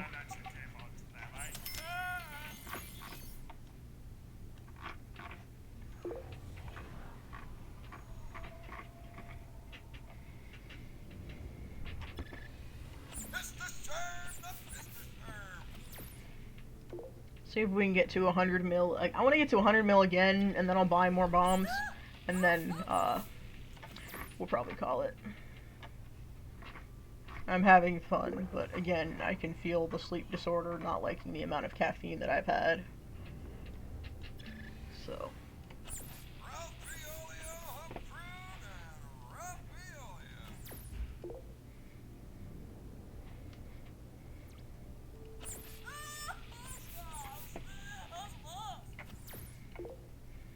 I mean, we're almost there.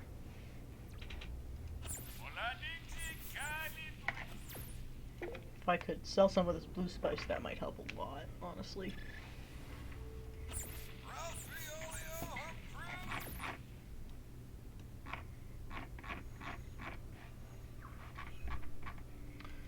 was going to go save planet Etna from eco-disaster, but then I remembered that it is way over there, and I'm not flying over there. Because that involves wormhole travel at the moment.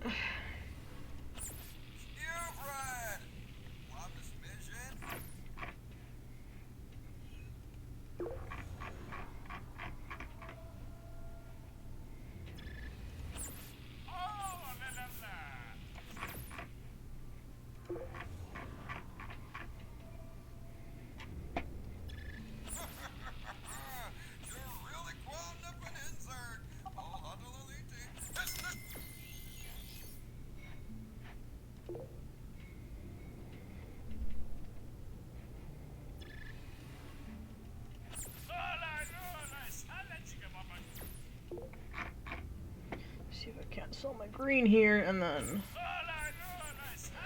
Yeah, I'm not gonna be able to sell green here. Let's try here.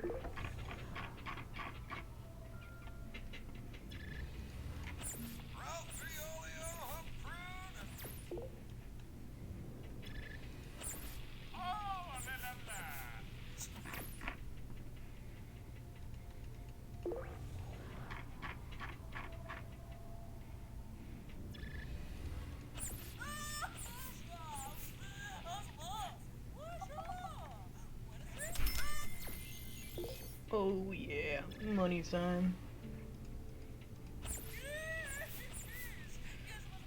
I think after this round, we'll only need like 1 or 2 more runs, and we'll have 100 planet busters. So maybe 1 more stream after this of collecting planet busters. And then we'll be able to hit Control X on the Groks. Start that process. Which is, of course, going to take a very long time.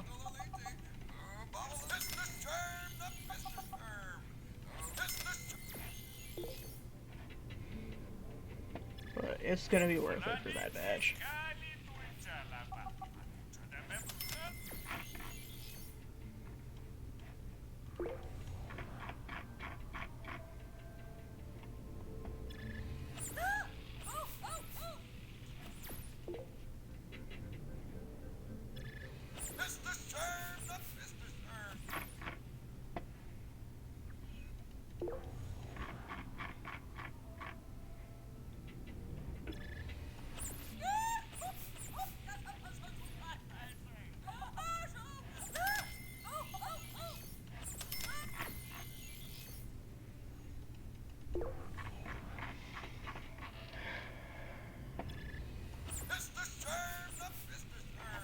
$15K to go.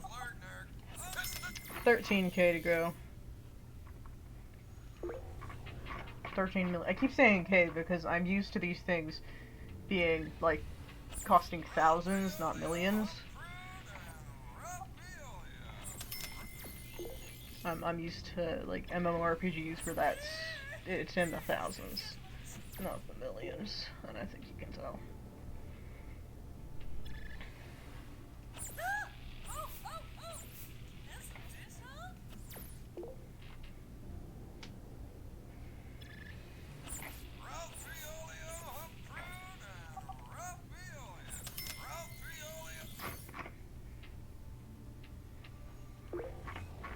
Two hours, let's go.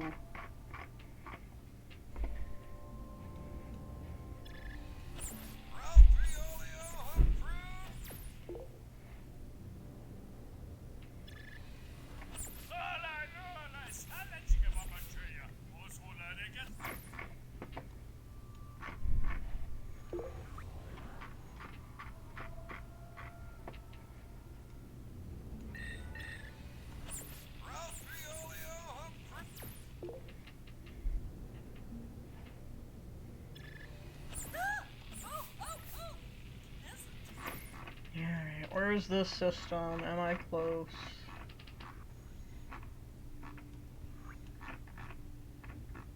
No. Am I? Sure, I'll make some allies, I guess. No, I don't want to do that. Where? It looks like it's over there, which means that's not happening. Sorry, y'all. Figure it out.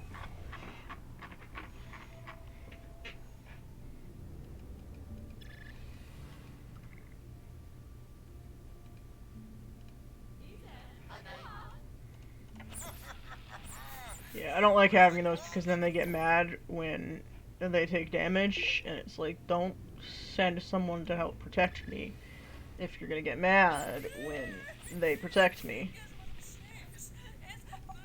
Seems counterintuitive. Oh, 12 mil.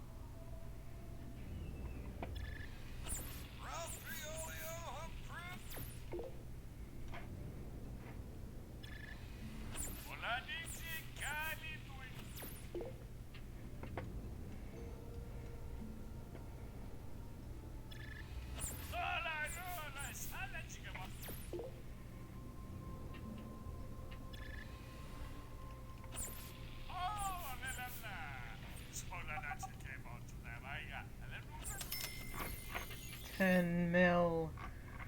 10 mil, and we can buy one more round of explosives.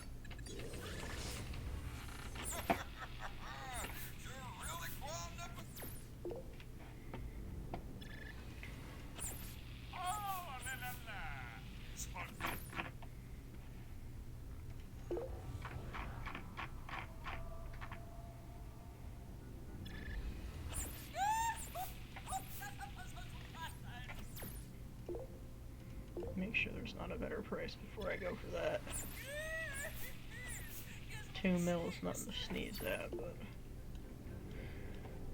I'm a greedy, greedy man.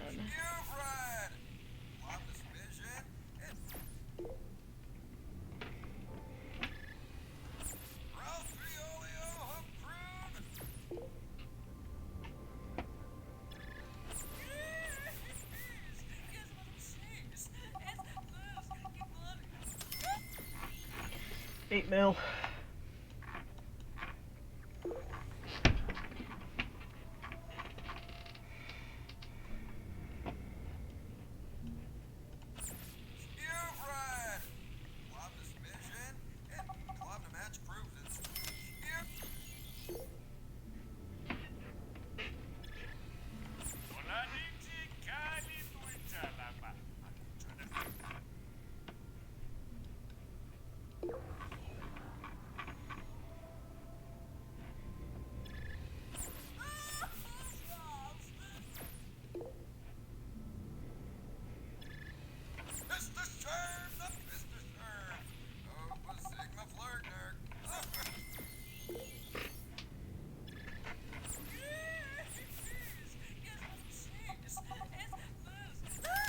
$5 mil to go, and then it is bomb time.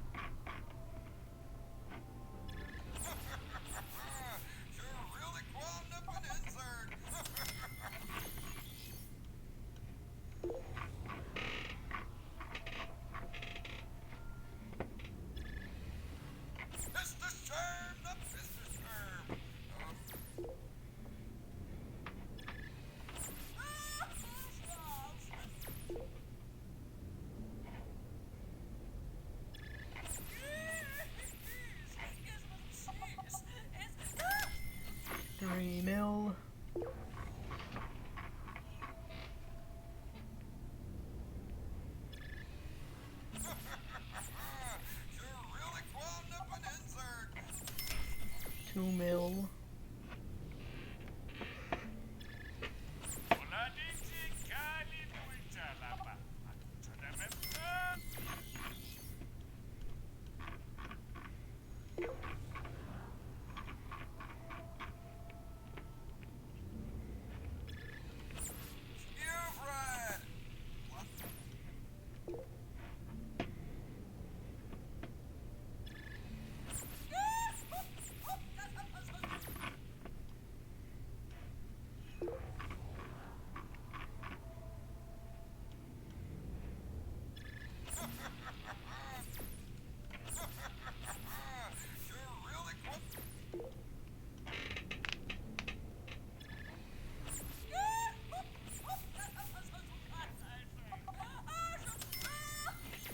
$500K.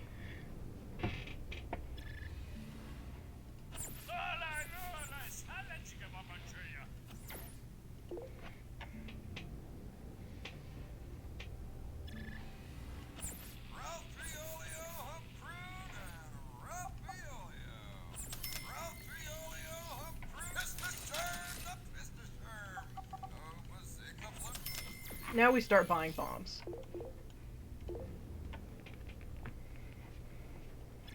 We should get about 20 total.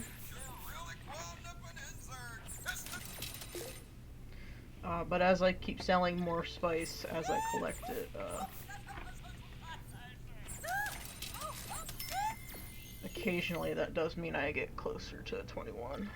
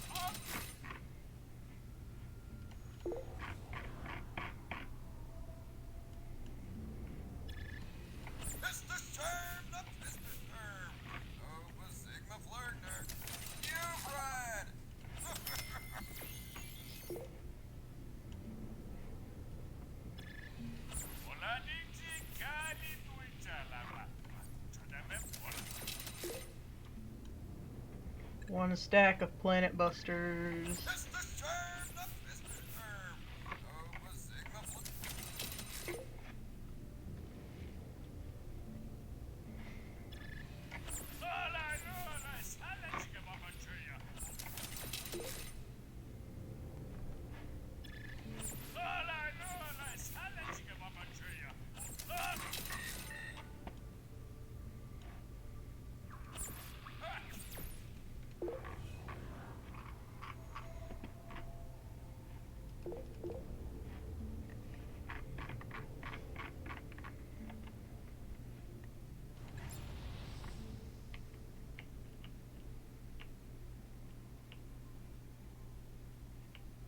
It's gonna be those weird invisible guys again, in it. Yup.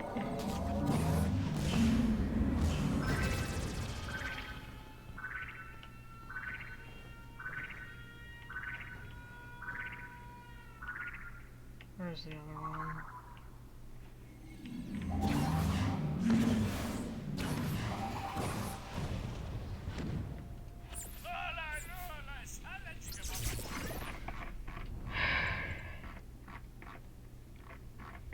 Almost done. Almost done.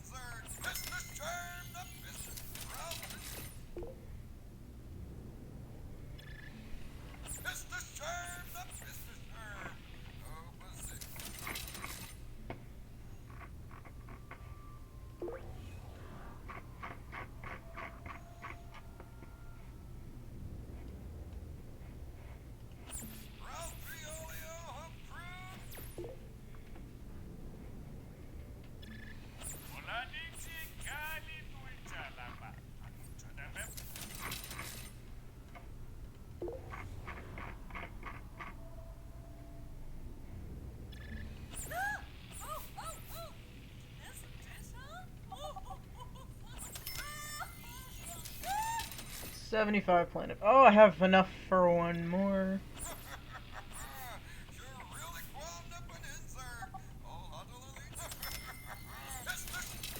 Okay, let's see if I can't sell some of my spice so I have a little bit more than 300k.